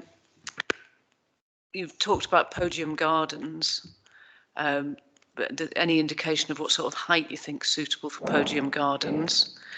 And then also the QRP is quite unimpressed with they think it's the livability and the wind levels. The testing that you've done, the modelling, was that shared with the QRP? That might be a question for Mr. Harrington. I'm not sure whether they've seen that as well. So that was just those 3 short questions, and I'm aware that. The first question was whether there are any ground floor units on Moselle Square. Was that or just in residential? Sorry, any residential ground floor units on Moselle Square? No. Simple. Podium Gardens, the height. I presume is that a question in how high amenity space will be provided within the blocks? So is it so the Podium Gardens will either be on the first story as a podium with car parking underneath, and some of the blocks have the ability to have podiums on the second story, so with two floors. So for example, where we have the energy centre within one of the buildings, we need to find a bit more space within that. So one of the solution to that is to have a 2-story podium. So the podium itself would be on the second story. There are the ambition and the strategy set out within the application is that the priority for amenity space is podium first and then lower rooftops, and none of the very tall rooftops will have any play space on at all, or are not required for the provision of amenity space within the building. There might be a choice in the future to put a sky garden on top of a building or have some amenity space up there for residents, but it's not something that would be needed as part of the policy requirements of the application. Does that answer your question? Was that the meaning behind it? Sort of. It was, where is the provision for doorstop play going to be in those big towers? The doorstop play will be on primarily at podium level, and then some of it will be on some of the lower floors of 6-story roofs, I think, as a maximum. I think the misunderstanding is podiums can be any height. I don't think. Sorry, maybe my understanding of a podium is slightly different. My understanding of a podium is something that has car parking or something underneath it. Yes, gotcha.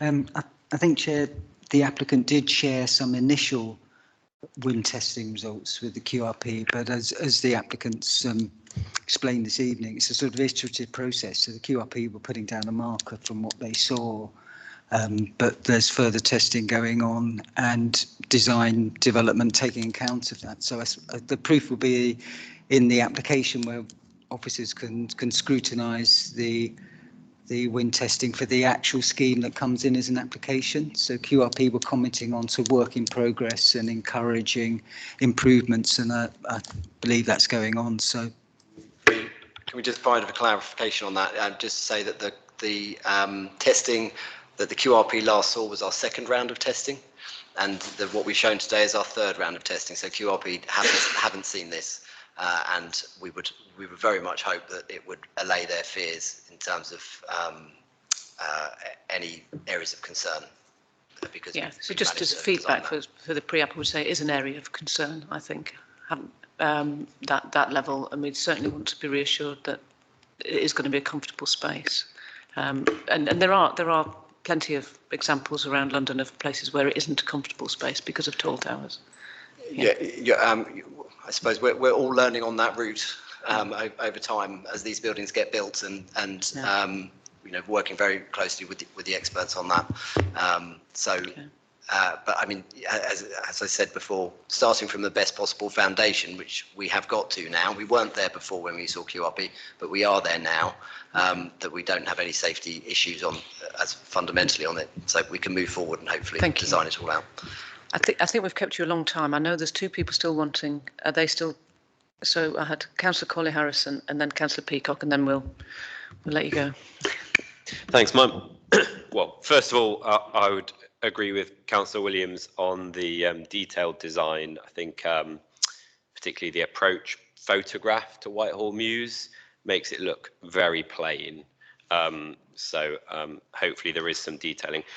My question is probably to officers, and it's actually on the percentage mix on site, and it's largely based on what I asked earlier, which is, could this site be split up into chunks with their own planning applications? Now, were Haringey to come forward and put in a planning application on their own land for 500 council homes, 100% social housing, which they could do using the GLA funding that they have, that would take 500 affordable homes out of this application. And were you to take that out, then the application would only be shy of 25% affordable. And of course, they would need to provide 35% or 40% to be compliant.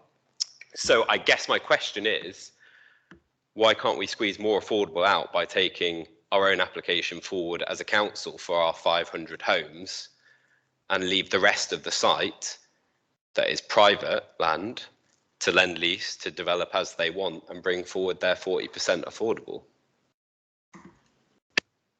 I think, Councillor, I mean, the officers here are from the local planning authority, so we're not the promoting housing authority that are in partnership with Lend-Lease. So there is a development agreement in place which requires Lend-Lease to make an application for the whole site, and that has all sorts of requirements in it. So as a planning authority, we shape what we can in terms of pre-app and make decisions on applications that come forward. So it's not for planning officers to develop a strategy. We scrutinise, we use policy, we employ consultants to test financial viability in order to try and get the maximum reasonable amount of affordable housing in any scheme that we deal with. So, we're certainly doing that in this case. And this, because it's an estate renewal scheme, irrespective of, the council ownership, it does need to go through the viability tested route. So it needs to be supported by a viability appraisal. And, officers have appointed property surveyors to work with Lend-Lease and to scrutinise that viability. So we're dealing with the application that's coming forward based on the development agreement and scrutinising and doing all we can to, I think, address your concerns about affordable housing and mix. Well, it's not my concerns about the affordability on the site. It's that we're being done over slightly in reality. That's my concern. And okay, you yourselves are planning officers, but it's one authority. So I'm sure that I could request a response from those that are part of the development team to ask why that isn't a separate line of inquiry that they are progressing to get more affordable homes out of the wider master plan site. Because I don't think I'm wrong in my assumptions, but I suppose that's my question. Am I wrong in my assumptions?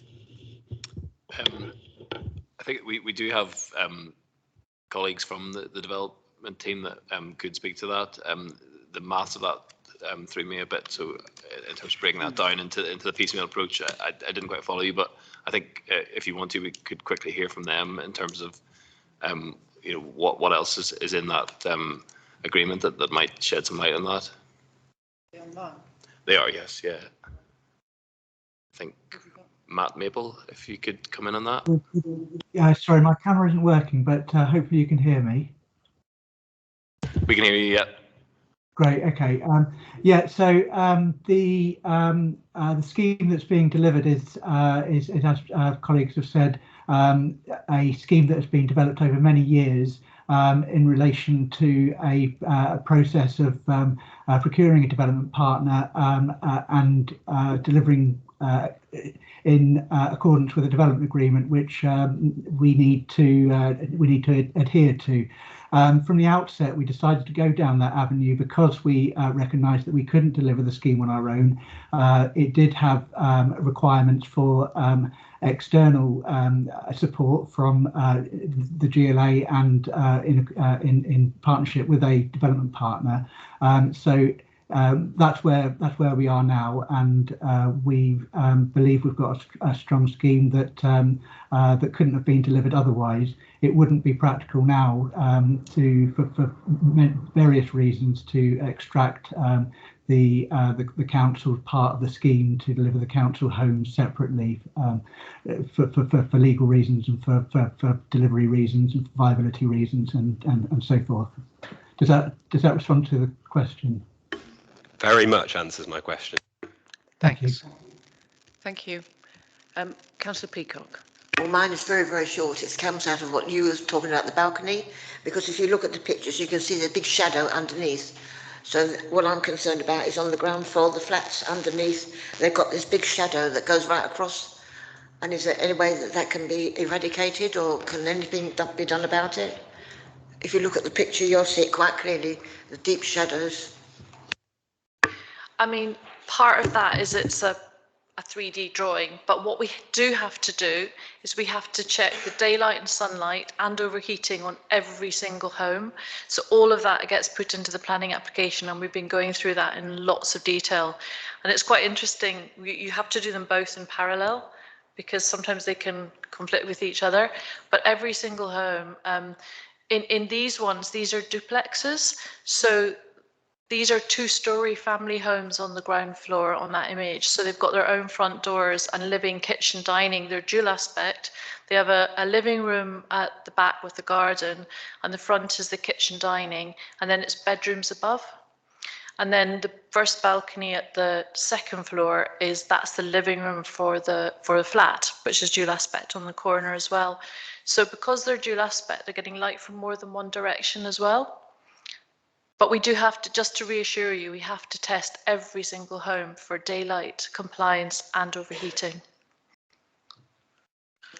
It just seemed to me that the balconies are quite deep, and it's created that big shadow. So the balconies have to be a certain depth to be compliant for balconies as well. So we're obliged to make every balcony 1,500 deep. And the reasoning for that is you can get a table and chairs on it. So we can't make them shallower.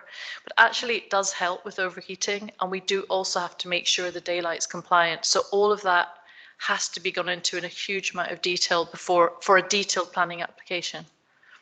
And that will be shared with you and will all be available as well. Thanks.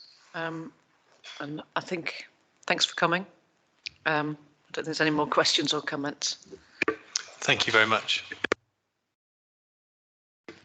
Do members want a couple of minutes, or should we press straight on? Pressing straight on, great. So item 7, we have planning service update, and over to Mr. Szydowski. Thank you, Chair. So this report gives an update on the work of the planning service. It's for the first 2 quarters of the current financial year, so that's from April through to the end of September. It's split into a number of parts. First bit is on development management, which Robbie McNocker will briefly introduce. And the second part is on planning policy and infrastructure, which Bryce Tudball will introduce, and he's attending virtually. And then the third part is on building control. So we'll start off with development management. And Robbie, if you could just talk through some of the highlights from the report briefly. Thank you. Okay, thank you, Rob. It's been a busy year so far, so I think that's showing up in the statistics. By my calculations, overall applications are up 15%, with some of the minor applications up significantly more than that. Performance continuing to be very high, with 100% on majors and in the high 90s on the other categories, which, as you can see, at 5.1 is in line with the trend for high performance over the last 5 years and beyond. On 5.3, just to note, the other applications, which are the householder extensions and some of the smaller things, are up by 30%, which has put the service under some pressure, but that is starting to work its way through. And in good news, just above that, the average decision day has actually reduced from 87 to 81, which is really positive. Caseloads reflect that, up slightly on last year, and number of applications on hand is high at the moment. Just moving on to pre-application advice, just at 5.9, just to say that we're increasing income there, with the number of pre-application meetings for householders up almost double, and the income responding accordingly. And again, through planning performance agreements, there's been quite a good increase there. almost double, and at 5.11, just to note that we've introduced a fast track service for some of the straightforward certificates of lawfulness, which has been attractive and received quite a lot of praise from applicants, offering a committed 10-day turnaround for certificates. And then just to turn to 5.13, which is the threshold for designation on major appeals. I think, as members will know, we have been quite close to designation and keeping a close eye on this. We have recently lost the 300 to 306 West Green Road appeal. That decision just came in on the 1st of October, so the stats don't actually show that, because they were run for September, but that has taken us momentarily over the threshold. If you look at the visual at 5.20, that shows that for the next few months we will be above the threshold, and then as some of the appeals start to drop off for that period, then we do dip beneath that. So we haven't reached designation this year. We were at 10%, which was enough to avoid that. But there is a risk of that next year, and that will depend on the number of major applications that we can process within those times to ensure that overall the average is below 10. So I think that's the main points to note on development management. And then just quickly on enforcement, no significant changes in terms of numbers there. We have been affected by some COVID-related illnesses within the customer service team, which has affected our performance, but that is coming back. And some good news at 5.23 there, just to say that we've received a £100,000 proceeds of crime award for someone who was breaching an enforcement notice, letting out 2 properties without planning permission. There is a backlog of site visits that we're continuing to work through and hoping to clear going into the new year. And that's everything I have on that.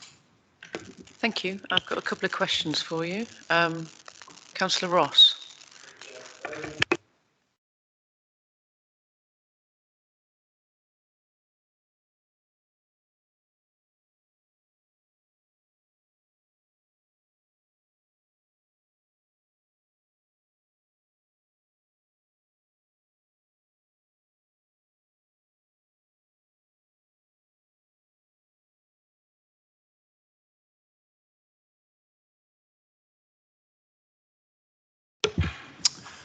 Yes, good question.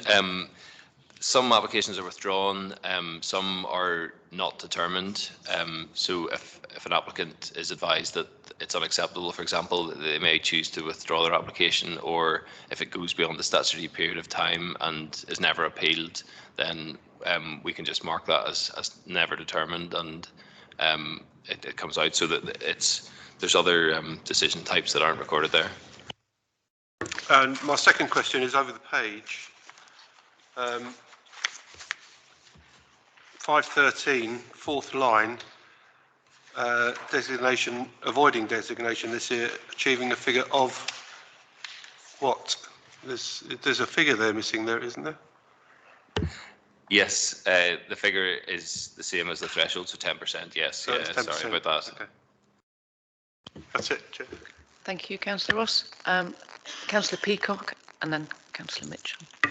Mine interestingly is also on 5.13. I'm assuming that 300 and 306 West Green Road is on the corner of Langham Road.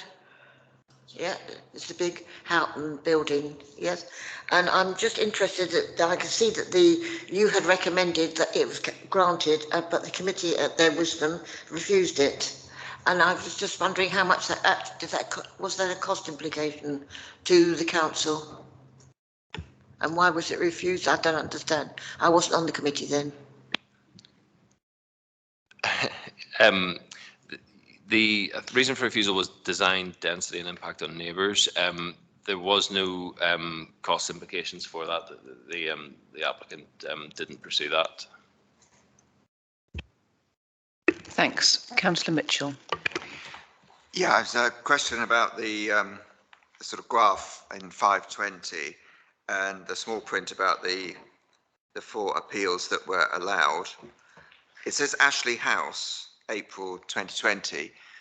I mean, is that Ashley Road? Ashley House is the block next to the bus garage on Wood Green High Road, which has been subject to applications, but we haven't refused anything. Yes, there are 2 Ashley houses. Yes, this is Ashley Road, Tottenham. It was also known as Ashley Park, but yeah, it's a different building.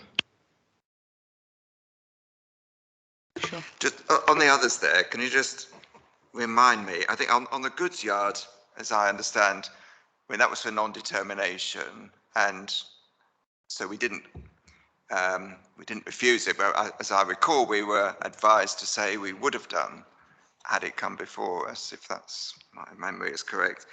And 423, 435 Lordship Lane, did that come before the committee? I don't recall. Was that a delegated decision? Yes, that's right. So yes, goods yard. What we know is that plenary reasons for refusal were brought to committee.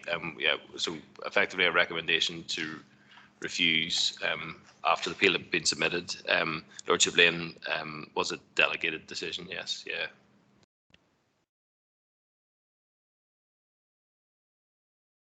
Is that it? Yeah? Okay. So should we move on? Yeah. Over to you. Sorry, I didn't see you. Sorry, just hold that thought a moment. Councillor Rice. Yeah, I'm interested in this avoiding of designation. I just wondered what can the service do to avoid being designated? Yes, good question. Should we breach one of the thresholds, and I should say this is only one of them that we've been given a particular focus to, and we've been performing well on the other ones. You'll have seen in previous versions of this that there is a sort of right of reply to that, and you would expect with the levels of performance across the other aspects of designation, we could make a very good case for that. In terms of combating the 10%, it really is just about processing as many major applications as we can, as quickly as we can to balance that ratio of appeals to decisions is the focus at the moment. But should we breach that this time next year, we would be asked to make our case, and I would expect we could do so quite strongly. Thanks. If there's no more questions on that report, I think we can go over to you, Mr. Tudball. Thank you. Thank you, Chair. So it's been a while since I've given a planning policy update here, so just want to fly through a couple of planning changes first of all. The first is really a no change, so that you will recall there was a paper last year on the government's planning white paper setting out some fairly significant reforms to the planning system. The government hasn't responded substantively to that. We were expecting a planning bill at some stage this autumn, but that now appears to be delayed. So wait and see when it comes to the government's planning changes. Also to note that there were some updates to the MPPF this year, particularly to reflect an increased focus on design, and also some stuff in there around the environment and climate change. Thirdly, to note that we now have a new London plan that was published in March of this year, and that now forms part of the development plan for the borough. And also to note some fairly significant changes in terms of national policy on affordable housing. As of this summer, it became national planning policy that 25% of all homes delivered through Section 106 plan obligations need to be first homes. And first homes are a specific affordable housing product promoted by the government, and it's effectively discount market sale housing. And then lastly to note, so in 2020, we had some fairly significant changes to the planning use classes order. This year, we've seen some changes to related permitted development rights. And in summer of this year, the government implemented a new permitted development right, which enables the change of use from any use within Class E, which is the commercial, business and service use class, to C3 residential, which is a fairly significant change of permitted development rights. I'll quickly give you an update on the new local plan. So there's a number of key strands to that. The first one is around engagement. We're doing some ongoing engagement with stakeholders, but the key engagement we've done in the last few months is to reconvene the new local plan member working group, which comprises the members of this committee. So in the last couple of months, we've had a couple of meetings in relation to the new local plan. And you'll note that as of today, we've got 3 additional meetings scheduled in the next 4 to 6 weeks. And then the second key area of progress in relation to the new local plan is in relation to our evidence base. So as you'll be aware, we're required to have a relevant, proportionate and up-to-date evidence base. The planning policy team has been working on this over the last 12 months or so.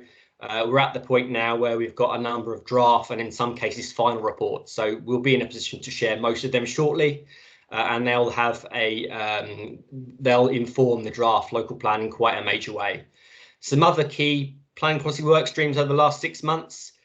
In March, we adopted an SPD to guide future redevelopment of the Highgate School and their estate. So that's adopted and forms part of what it will be a material consideration in any future plan application which should come forward for the school. In the summer, we also confirmed an office to residential article direction that removes permitted development rights from offices to residential within certain areas of the borough, within the major town centres and our employment sites. We also published a housing delivery test action plan in the summer that sets out how the steps that the council proposes to take to deliver more housing and at a faster rate. We've also published our 2019-2020 annual monitoring report, and that's now available to view on the council's website. And then lastly, to note around infrastructure, so you will be aware that the council was conducting a partial review of its community infrastructure levy charging schedule. We're at quite an advanced stage of that now. We submitted the charging schedule for examination around 4 weeks ago, and there's likely to be an examination in public early next year in relation to that. And of note, that proposes changes to the council's seal charges in the east of the borough only. So that's the 8 eastern wards. And particularly, we're looking to increase the seal charging rate for residential uses from the current £15 per square metre to £50 per square metre. That's all from me, Chair. Happy to address any questions now. Thank you. Thanks. I've got Councillor Corley-Harrison. Thanks, Chair. Thanks, Bryce. On the Office to Resi, the new permitted development bits, in 5.34, you mentioned that there was an Article 4 that the council put through in the summer. I'm just wondering whether that was by coincidence that we've then got these new permitted development changes coming in, and if the council's planning to reissue an Article 4 based on the new permitted development rights to block, because I know not a lot of other local authorities are already starting to do so. And then on the sill charges, I don't know whether this might be for Rob, but how are the designated areas going to change with the new wards coming in next year, and when will that happen, and when will the next cycle of funding be? Thank you, Councillor Corley-Harrison. So first of all, I guess it was quite good timing with the Office to Residential Article 4 direction. Obviously, we didn't know that the government was proposing significant changes to the use classes order. That was implemented with effectively a year's delay because you're required to give 12 months notice to avoid any compensation implications. So that was quite good timing. Unfortunately, because of the changes to the use classes order and permitted development rights, that article direction does have a shelf life. So the article direction is only effective for in the region of a year. We're currently exploring the opportunity and potential to prepare a new article direction, which would cover or restrict permitted development rights from Class E to residential. So that would be an expanded direction. We've been closely monitoring the activities of other London boroughs, some of whom have moved a bit quicker than Haringey, to see what sort of response they've got from Secretary of State when attempting to deliver these article directions. Also of note, the NPPF requirements around artful directions have been changed as part of the update to the NPPF in 2021. And that does raise the bar somewhat for authorities who want to introduce artful directions. And it means that we need to have a very tightly focused artful direction, and we need to have very robust evidence in order to support that. Lastly, in terms of the SIL charges, the SIL charges do reflect ward boundaries, but to some extent that's incidental. So it's based on viability. Viability doesn't always follow ward boundaries. But when we've been through this SIL partial review, and at such time as we carry out a comprehensive review of the SIL charging schedule at some stage in the future, then we will look closely at the ward boundaries and whether we can be more consistent with the new ward boundaries from next year. Thanks, Mr. Tudball. And I think Mr. Shirzowski wants to come in. Thank you, Chair. And just to build on the response to Councillor Corley-Harrison on the SIL, I think you're also touching upon the neighbourhood SIL boundaries for the spending side of it, as well as the charging side that Bryce has talked about.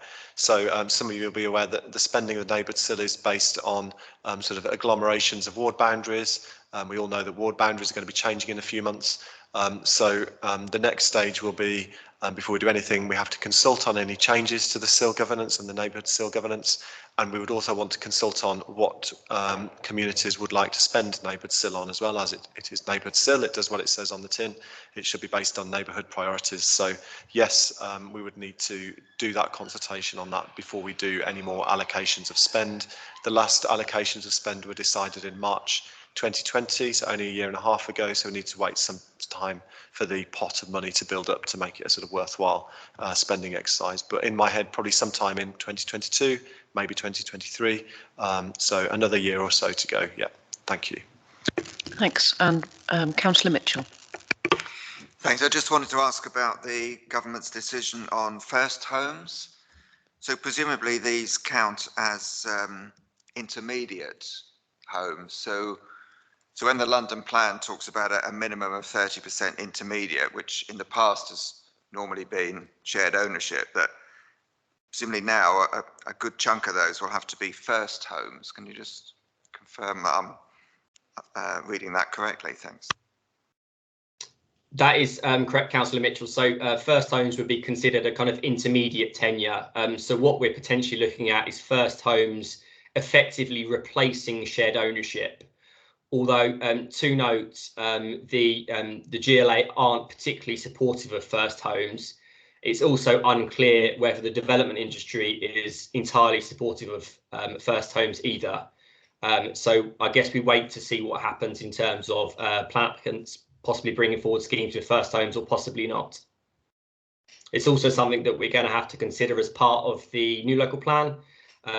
We will need to look very carefully at what that means for viability, and we'll have to consider it as part of the kind of tenure mix in relation to the specific need in our borough as identified through the strategic housing market assessment that we have completed this year with support of consultants. Thank you. Thanks for that. I think we can move on to Mr. McIver now. Please. Yes, Bob, are you online? Although I think he may have had trouble getting connection, so I can cover it if you're not.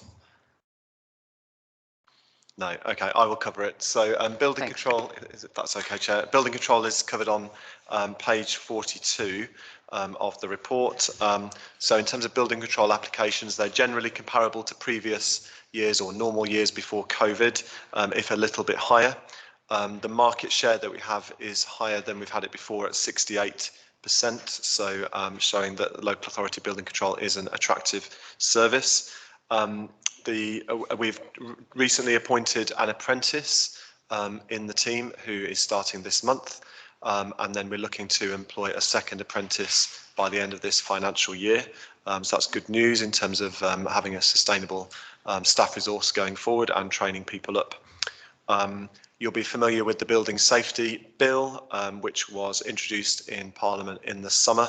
That's still going through Parliament, and there was an all-member briefing held on that on the 16th of September, and we'll continue to keep you updated on implications on that. So I'll leave it there. Thank you, Chair. And does anyone have any questions? Yes, Councillor Colley Harrison. Well, I do, but it probably was for Bob because it was on the dangerous structures thing that he'd been doing in Crouch End and Muswell Hill. I don't know whether you can just ask him to come back to me on what response he got back from, obviously, you know, the landlords who you wrote to and how many are doing work and how many didn't respond, etc. Yep, happy to get back to you on that. I am aware we have had a good response. We did have owners and people, building managers come back on that. So we didn't get a wall of silence from people just ignoring the letters talking about dangerous structures. We did get a good response, but I'll ask Mr. McIver to come back to you on that. Thanks all. I think that concludes our meeting this evening. Thank you, everyone.